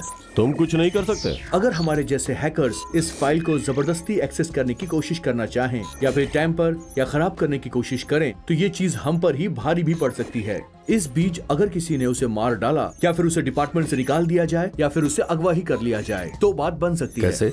महकमे के रूल्स के मुताबिक सीबीआई वाला अगर सेंट्रल डेटाबेस में अपना स्टेटस अपडेट करता है, जैसे बोस इज डेड, सस्पेंड हुआ है, मिसिंग हुआ है, टर्मिनेट हुआ है या फिर किसी और वजह से गायब हुआ है, तो इन्वेस्टिगेशन रिपोर्ट फाइल खुद ब खुद एक्सेस हो जाएगा। और फॉरेन प्रेसिडेंट ऑफ इंडिया को, सेंट्रल होम मिनिस्टर को, गवर्नर को, मीडिया को ये मैसेज 1 सेकंड में पहुंच जाएगा। बोस तन्हा ही इस केस को मुकम्मल करके फाइनल रिपोर्ट दे सकता है जनाब। राजेश, अब तुम जा सकते हो। ठीक है जनाब। उसने ये ऐसा चक्रव्यूह बनाया है जिसे खुद अभिमन्यु भी तोड़ नहीं सकते हैं जनाब। समझ में नहीं आ रहा क्या होगा। उसने जिस चक्रव्यूह को मेरे लिए बनाया है, मैं उसी में उसे अभिमन्यु बना दूंगा। आओ बेटा। अरे वाह, सही वक्त पे आए हो। चलो जल्दी से तैयार हो जाओ, हमें निकलना इतनी है। क्या जल्दबाजी है माँ? वैसे कहाँ जा रही हैं आप? मैं तन्हा नहीं जा रही, सब साथ में जाएंगे। हमारी नंदिनी की शादी हो जाए तो हम सब मंदिर जाएंगे, ऐसी मैंने मन्नत मांगी थी, तो आज जाना है हमें। मुझे दफ्तर में जरूरी काम है, मैं नहीं आ पाऊंगा, आप लोग जाइए। मैं कहूँगी तब भी आप नहीं आएंगे क्या? अब वो बहुत हो गई बहानेबाजी, अब चलो तैयार हो जाओ। माँ,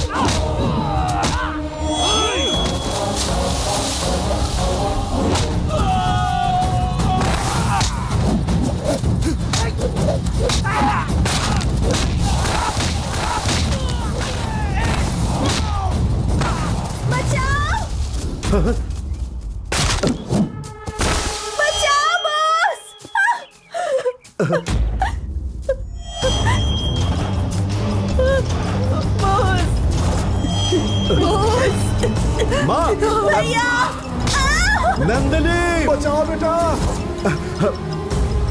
पिताजी बेटा, हमें बचाओ बेटा, बॉस कुछ करो, भैया बचाओ, बचाओ बेटा।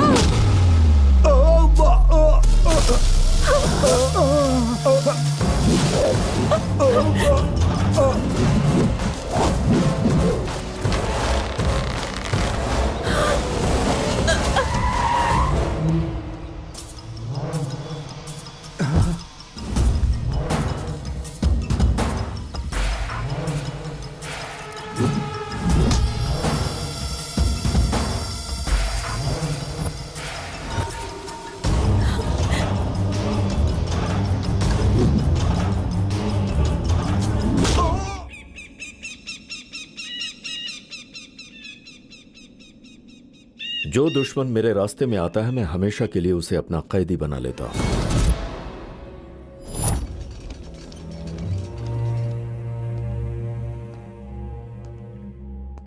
डॉक्टर, क्या हालत है इसकी? सर पर मार लगी है लेकिन कोई खतरा तो नहीं है। सिर्फ 3 महीने का इलाज चाहिए, फिर ये नॉर्मल हो जाएगा। नहीं होना चाहिए, किसी भी हालत में नॉर्मल नहीं होना चाहिए। इसे ना तो मरने देना है और ना ही जीने। किसी मरीज को ऐसा करने के लिए कुछ दवाइयां बनी हैं जनाब। उनको इंटरनेशनल मेडिकल काउंसिल रूल्स के मुताबिक इंडिया में हमेशा के लिए बैन कर दिया गया। ऐसे दवाइयों को मंगवाकर हम लोग एक्सपर्ट डॉक्टर से ट्रीटमेंट करवाएंगे तो आप जितना चाहें उतने दिन इनको कोमा में रख सकते हैं। अगर ये कोमा से बाहर आ गया तो? गलती से अगर ये कोमा से बाहर आ भी गए तो ये दवाई इतना असर कर चुकी होगी कि इनका ब्रेन एक सफेद कागज की तरह प्लेन हो चुका होगा। फौरन मेडिसिन मंगवाकर ट्रीटमेंट शुरू कर दो। दुनिया का सबसे अक्लमंद इंसान कहीं न कहीं गलती जरूर करता है, इसने भी वही किया है।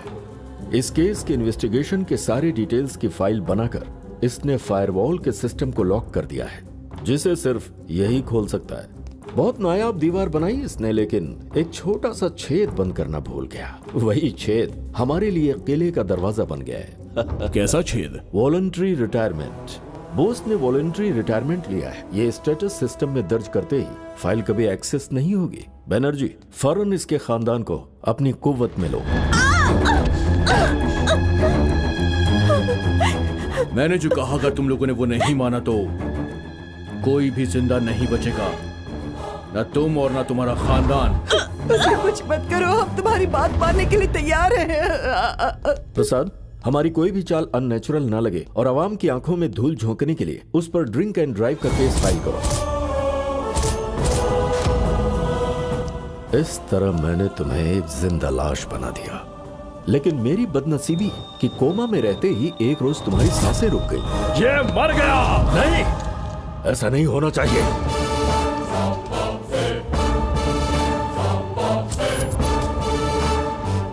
फिर मेरी परेशानी बढ़ गई, क्योंकि ये मेडिकल साइंस को भी पता नहीं चला कि तुम में जान वापस कैसे आई।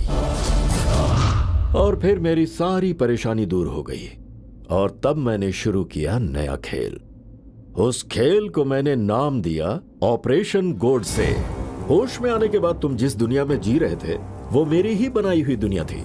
जिन लोगों से तुम मिल रहे थे वो सब तुम्हारे लिए अनजान थे। मैंने तुम्हारे इर्द गिर्द इतनी उलझने पैदा कर दी कि कौन तुम्हारी माँ है कौन तुम्हारा बाप तुम समझ ही नहीं पाए। बॉस उठो।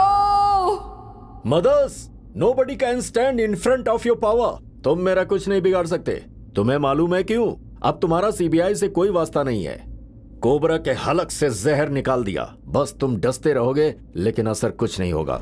अबे बिजली गिरने के बाद बादल की गड़गड़ाहट भी हमें 1 सेकंड बाद सुनाई देता है। दहकते जलते इस सूरज को भी 1 घंटे का ग्रहण लगता है। देरी हुई तो क्या हुआ? ऐसा नहीं कि तुम्हारा फैसला नहीं होगा, गुनाहों का खात्मा होकर ही रहेगा। पहले ही तेरे सारे पंख काट दिए मैंने, अब क्यों फड़फड़ा रहा है? ओए, मेरा टेम्परेचर इतना है कि तुम्हारा डीएनए टेस्ट करने के लिए मुट्ठी भर राख भी नहीं मिलेगी। तुमसे गलती हो गई कि तुमने मेरा नाम गोडसे रखा।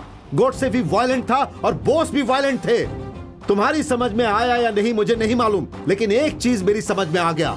गॉड से मतलब गॉड ने कहा कि तुम्हारा फैसला मेरे हाथों होगा। अभी मैं तुम्हें नहीं मारूंगा। जानते हो क्यों? मेरे हाथ से मरोगे तो तुम्हारा नाम तारीख में दर्ज हो जाएगा। जिस रोज तुम्हारा गुनाह दुनिया के सामने जाहिर होगा उस रोज तुम सड़क पर मरोगे। तुम कितने नीच हो ये मैं सबको बताऊंगा चीफ मिनिस्टर। तुम्हारा किस्सा खत्म करने की उल्टी गिनती शुरू हो गई है। खेल की बाजी मेरे हाथों में है। खेल तुमने शुरू किया, खत्म मैं करूंगा। तुम्हारे और मेरे दरमियान का फासला सिर्फ 3 फुट का रहेगा। आज के बाद तुम्हारी तरफ बढ़ाए मेरे हर कदम तुम्हारे खात्मे के लिए होगा। तुम बचना भी चाहोगे तो जमीन के अंदर धंसते ही चले जाओगे। फरार होना चाहोगे तो भी नहीं हो पाओगे। तुम्हारे छुपने के लिए यह आसमान भी छोटा पड़ जाएगा। और मैं ये सिर्फ कहने के लिए नहीं कह रहा, मैं तुम्हें साबित करके दिखाऊंगा। मैं तुम्हें नहीं छोड़ूंगा। तुम में जितनी ताकत है पूरी लगा लेना।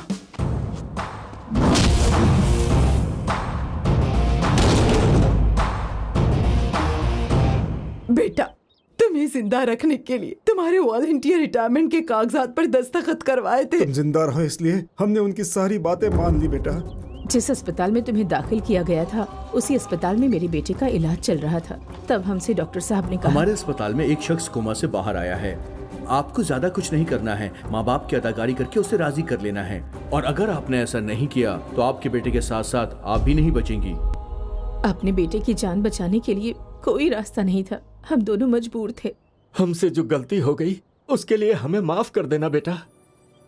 ये लड़की हमारी भांजी है। इन लोगों के ड्रामा की वजह से हम बात बात में मियाँ बीवी बन गए। ये झूठ है मुझे मालूम है, लेकिन ये हकीकत होता तो मुझे बहुत खुशी होती। हेलो हेलो, तुमने जिस किरदार की अदाकारी की बहुत अच्छा किया। जितने पैसे तुम्हें मिले उससे ज्यादा ही तुम लिपटी और चिपकी हो इनसे। अब बस, हाँ बस, तुम्हें देखकर जलन होती है मुझे। अब इस सच और झूठ का ड्रामा बहुत हो गया, चलो निकलो यहाँ से। हेलो, कानूनन मेरे पास मैरिज सर्टिफिकेट भी है और मैं चाहूँ तो इन्हें अपने साथ मुंबई भी ले जा सकती हूँ। चलोगे? यहाँ क्या है ये? कह रही है कि तुम्हें मुंबई ले जाएगी और तुम हो कि इसे कुछ कह भी नहीं रहे हो। जवाब दो इसे। अरे ये मेरे शौहर है, चलिए मेरे साथ। अरे शौहर बोलोगी तो तुम्हारे दांत तोड़ दूंगी। ये मेरे होने वाले शौहर हैं।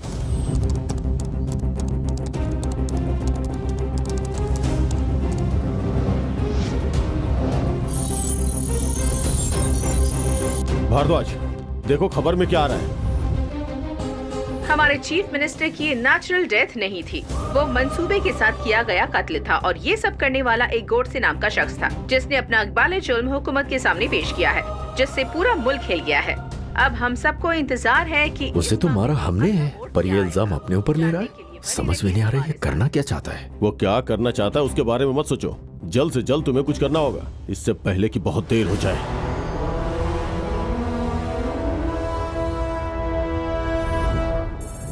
सनसनीखेज खबर ये है कि गोडसे ने पुलिस महकमे पर सवाल खड़ा कर दिया है।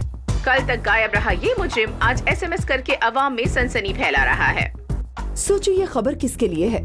तकरीबन 1.5 साल पहले हमारे महकमे ने इसको नेचुरल डेथ कहकर क्लीन चिट देकर इस केस को बंद कर दिया था, एक्स CM डेथ केस। अब गोडसे नाम का शख्स कह रहा है मैंने कत्ल किया है और उस केस को वापस रीओपन करवाना चाहता है। आखिर वह ऐसा क्यों करना चाहता है और उसे बाहर आने में इतने दिन क्यों लग गए? Let's move to Hyderabad. जो फाइल आपने मंगवाई थी वो तैयार हो गई है जनाब, ये लीजिए। आपका बहुत बहुत धन्यवाद। शुक्रिया जनाब। अरे होशियार रहिए। Thank you.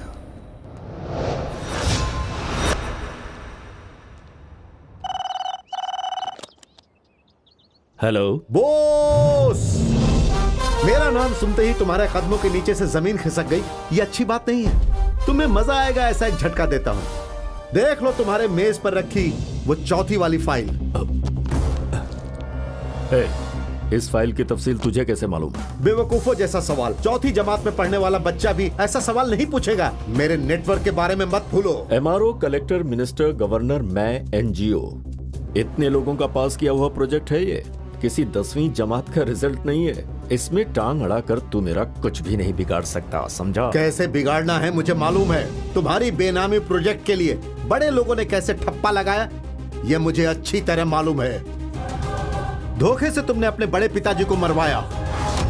10,000 एकड़ जमीन पाने के लिए 125 जातियों में से 5,000 आदिवासियों को बेमौत मरवा दिया तुमने।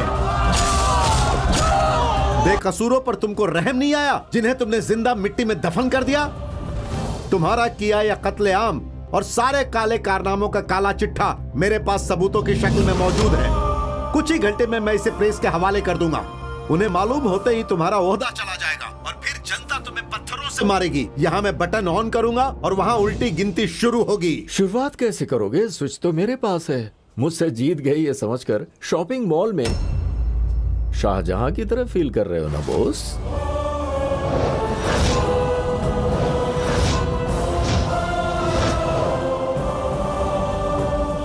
झटका लग रहा है क्या?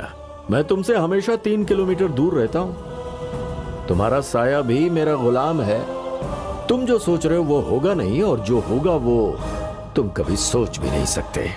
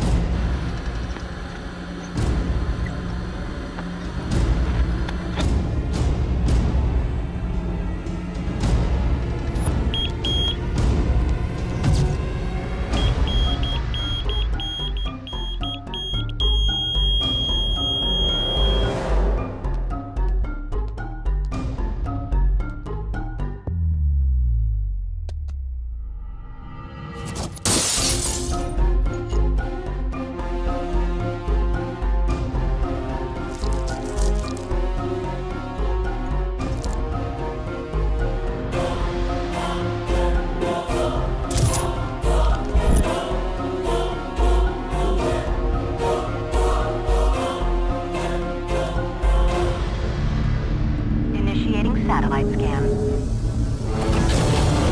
Satellite coming down. 3, 2, 1.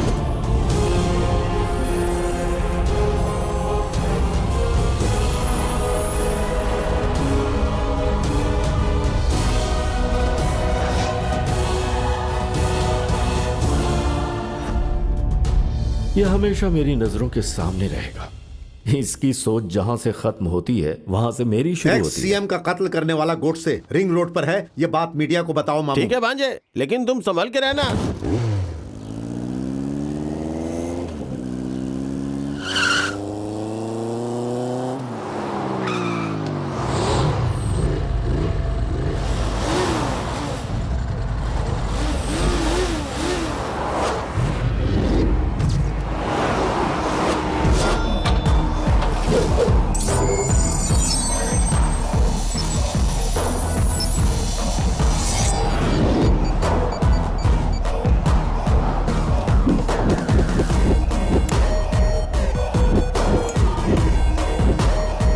अरे ओ सीएम, इंसानों को मारना तुम्हारे लिए स्कॉच पीने जितना आसान है, लेकिन एक इंसान को जिंदा रखना तुम्हारे लिए कितना मुश्किल है ये मैं तुम्हें अभी बताता हूँ।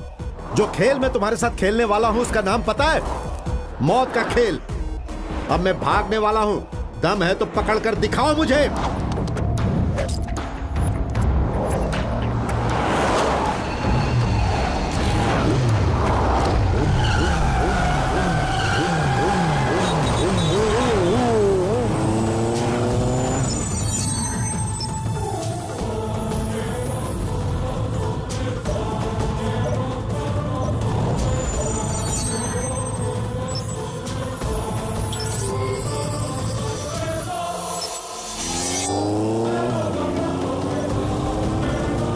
Officer, alert all the forces. चाहे कुछ भी हो जाए, ग्रीन प्रोजेक्ट डिटेल बाहर नहीं आनी चाहिए। उसे किसी भी हाल में पकड़ो। Come on, move. A, stop him. Come on, move fast.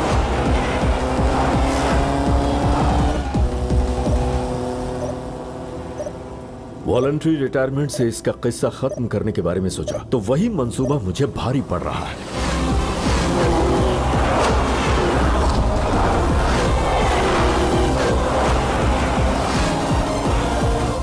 Root बदलकर मेरी किस्मत बदल रहा है। ए, वो मरने के लिए चाहे कितनी भी कोशिश क्यों न करे, उसे किसी भी हाल में मेरे पास जिंदा लाओ। दूसरी तरफ जाकर भी उसे पकड़ो, जल्दी।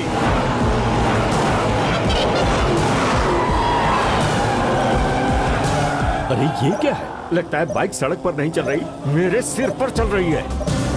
येलो फोर्स, उसे पकड़ो।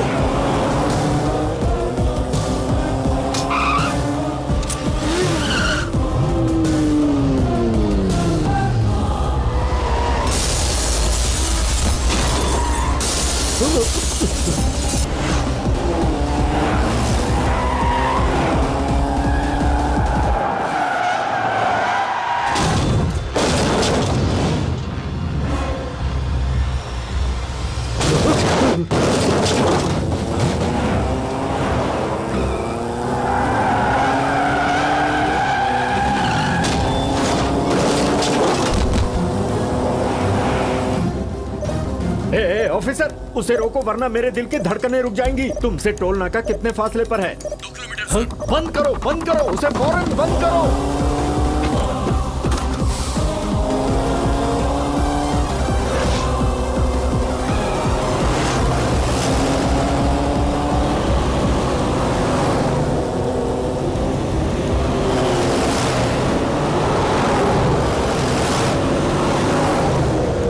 जल तू जला तू, भाई भला को डाल तू, जल तू जला तू।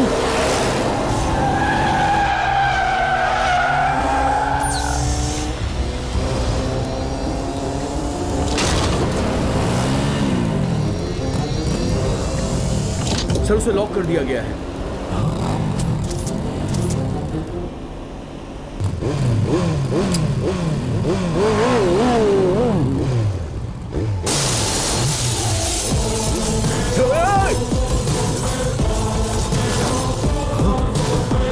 संभालिए सर, आपकी बीपी बहुत बढ़ती जा रही है। मेरी अकीदत भी बढ़ती जा रही है। हर कोई ऊपर वाले से अपनी उम्र बढ़ाने के लिए दुआ करता है। मैं दुश्मन की उम्र बढ़ाने के लिए दुआ कर रहा हूँ। ठीक करो इसे। 1 मिनट जनाब। हाँ बस बस हो गया सर। सर हो गया सर। हो गया sir.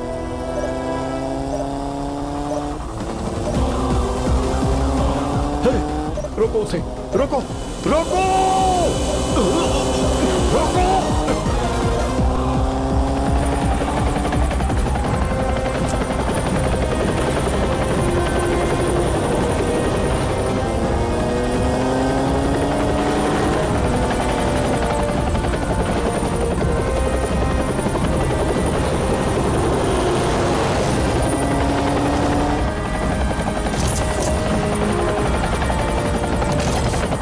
Yes, sir, we have got him.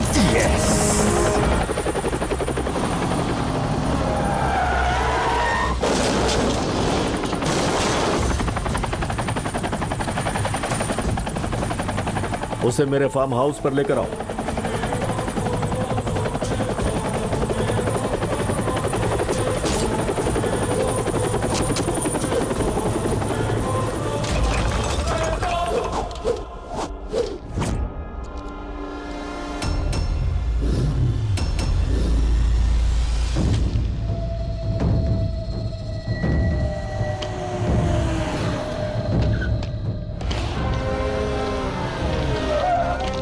जाओ जाके पकड़ो उसे जल्दी।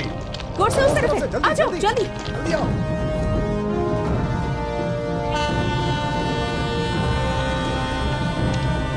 Come on, fast!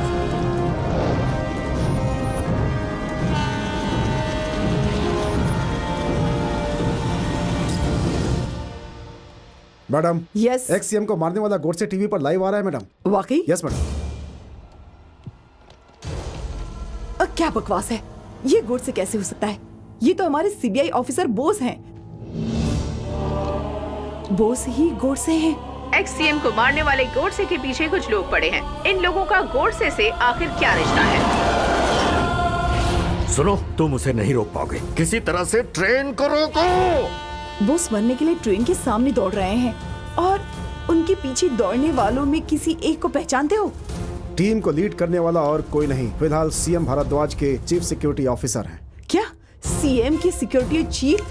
Yes yes, Bose का जरूर कोई मंसूबा होगा। वो हमें जरूर कुछ बताने की कोशिश कर रहे हैं। क्या है, क्या क्या क्या है वो? इस डेथ का इस केस से क्या लेना देना है? क्या हो सकता है वो? क्या हो सकता है? क्या हो सकता है? सर्वर रूम कहाँ है? 2005 सुभाष चंद्र बोस डेटाबेस ओपन करिए जल्दी। इसमें बोस इज डेड ये दर्ज करिए। मैडम वो वॉलंटरी रिटायर्ड हैं। उनके जिंदा रहते उनके स्टेटस पे डेथ कैसे लिख सकते हैं? वो करो जो मैं कह रही हूँ।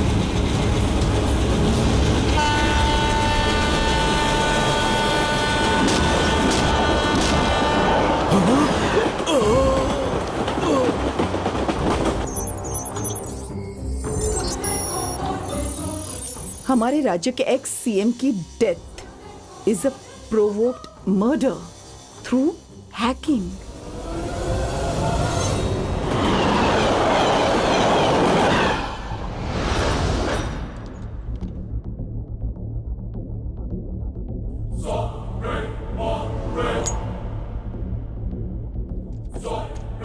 जनाब मैं हूँ अवंतिका, मैं एनटीवी की रिपोर्टर हूँ। आपके लिए फोन है जनाब। Hello mister Bose, this is Indrani, CBI deputy chief from Delhi. आपका डेटाबेस ओपन किया है, अब आप ड्यूटी पर आ सकते हैं। इस डेथ केस की गुत्थी हमने सुलझा ली है। अब हमारे महकमे की ताकत क्या है ये उन लोगों को दिखा देंगे। शुक्रिया।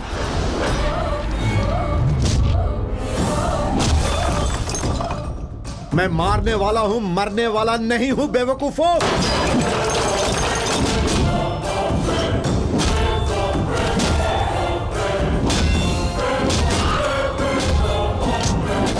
अरे तेरी माँ ने तुझे क्या खिला के बड़ा किया है?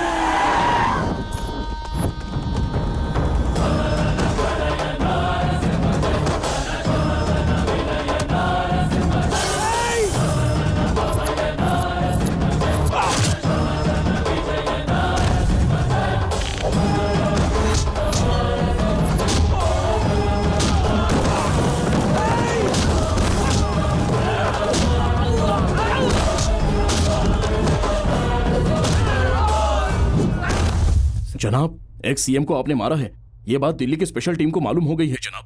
हैक की गई सारी मालूमात अब उनकी कस्टडी में है। जनाब मेरी बात मानिए और आप जल्दी से मिस्टर अंडरग्राउंड प्रसाद, जाइए। एक्सएम के कत्ल के मामले में भारद्वाज के आप गुलाम बन चुके हैं। साथ ही सीबीआई अफसर बोस को कोमा में भेजकर उन्हें वॉलंटरी रिटायरमेंट देकर उनकी पहचान बदलने की नाजायज कोशिश की है। हमारे पास सारे सबूत हैं, इन्हें गिरफ्तार कर लो। इतनी मेहनत से बनाई मेरी हुकूमत को तूने पल भर में तितर बितर कर दिया। मैं नहीं छोड़ूंगा तुझे, मैं तुझे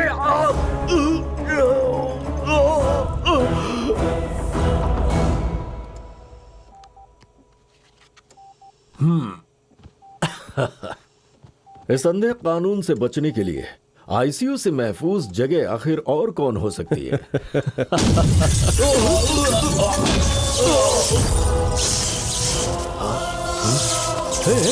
तू यहाँ कैसे?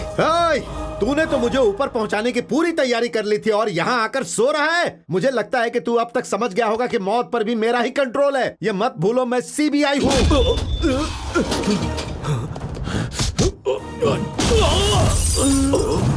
शिकारी को शिकार बनाने में मुझे आधा सेकंड लगता है और उसका हाल तुम्हारे जैसा ही होता है। बॉस, मैं ही जीतूंगा। मुझे बदलने की कोशिश की, नहीं बदल पाया। अगवा करने की सोची, नहीं कर पाया। मुझे यहाँ आने से रोकने की कोशिश की, नहीं रोक पाया। शैतान की जीत होती है, ऐसा किसी तारीख में नहीं है बेवकूफ, और तू ऐसा कर भी नहीं पाएगा, चाहे जितनी कोशिश कर ले। बकवास बंद कर, मैं स्टेट का लीडर हूँ। Leaders and legends are not born out of manipulations, they are born out of emotions. नेता हिसाब किताब से पैदा नहीं होता है बेवकूफ, जनता के दिल से पैदा होता है।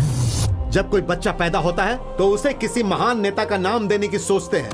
ये सोच माँ बाप के दिल से आती है, तभी वो महान नेता बनता है। लेकिन तू नेता के नाम पर धब्बा है, अच्छाई को बुराई में तब्दील करने वाला भ्रष्ट नेता, इंसानों का कत्ल करने वाला कातिल, उन्हें कीड़ा मकोड़ा समझने वाला हैवान है तू। तुम्हारी बाकी जिंदगी कैद में गुजरेगी, वहीं का रूखा सूखा खाएगा, जमीन पर सोएगा तू। ये सब झेलने के लिए तैयार हो जा।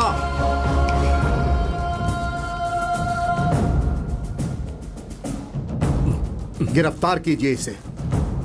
ले चलो इन्हें। बॉस, अगर मेरी हस्ती नहीं रही तो मैं तुझे भी मिटा दूंगा।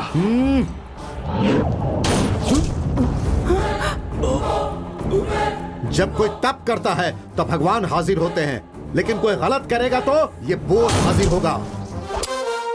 सत्यनारायण जनाब, एक्शन कितने बजे शुरू हुआ था? 3:01 पे जनाब। कितने बजे मुकम्मल हुआ? 3:09 पे जनाब। इन 8 मिनटों में कितनी गोलियां चली? 4 गोलियां जनाब। कितनी लाशें गिरी? 2 लाशें जनाब। इन 8 मिनटों में बोस वॉज इन एक्शन, ऐसा लॉ बुक में दर्ज करो।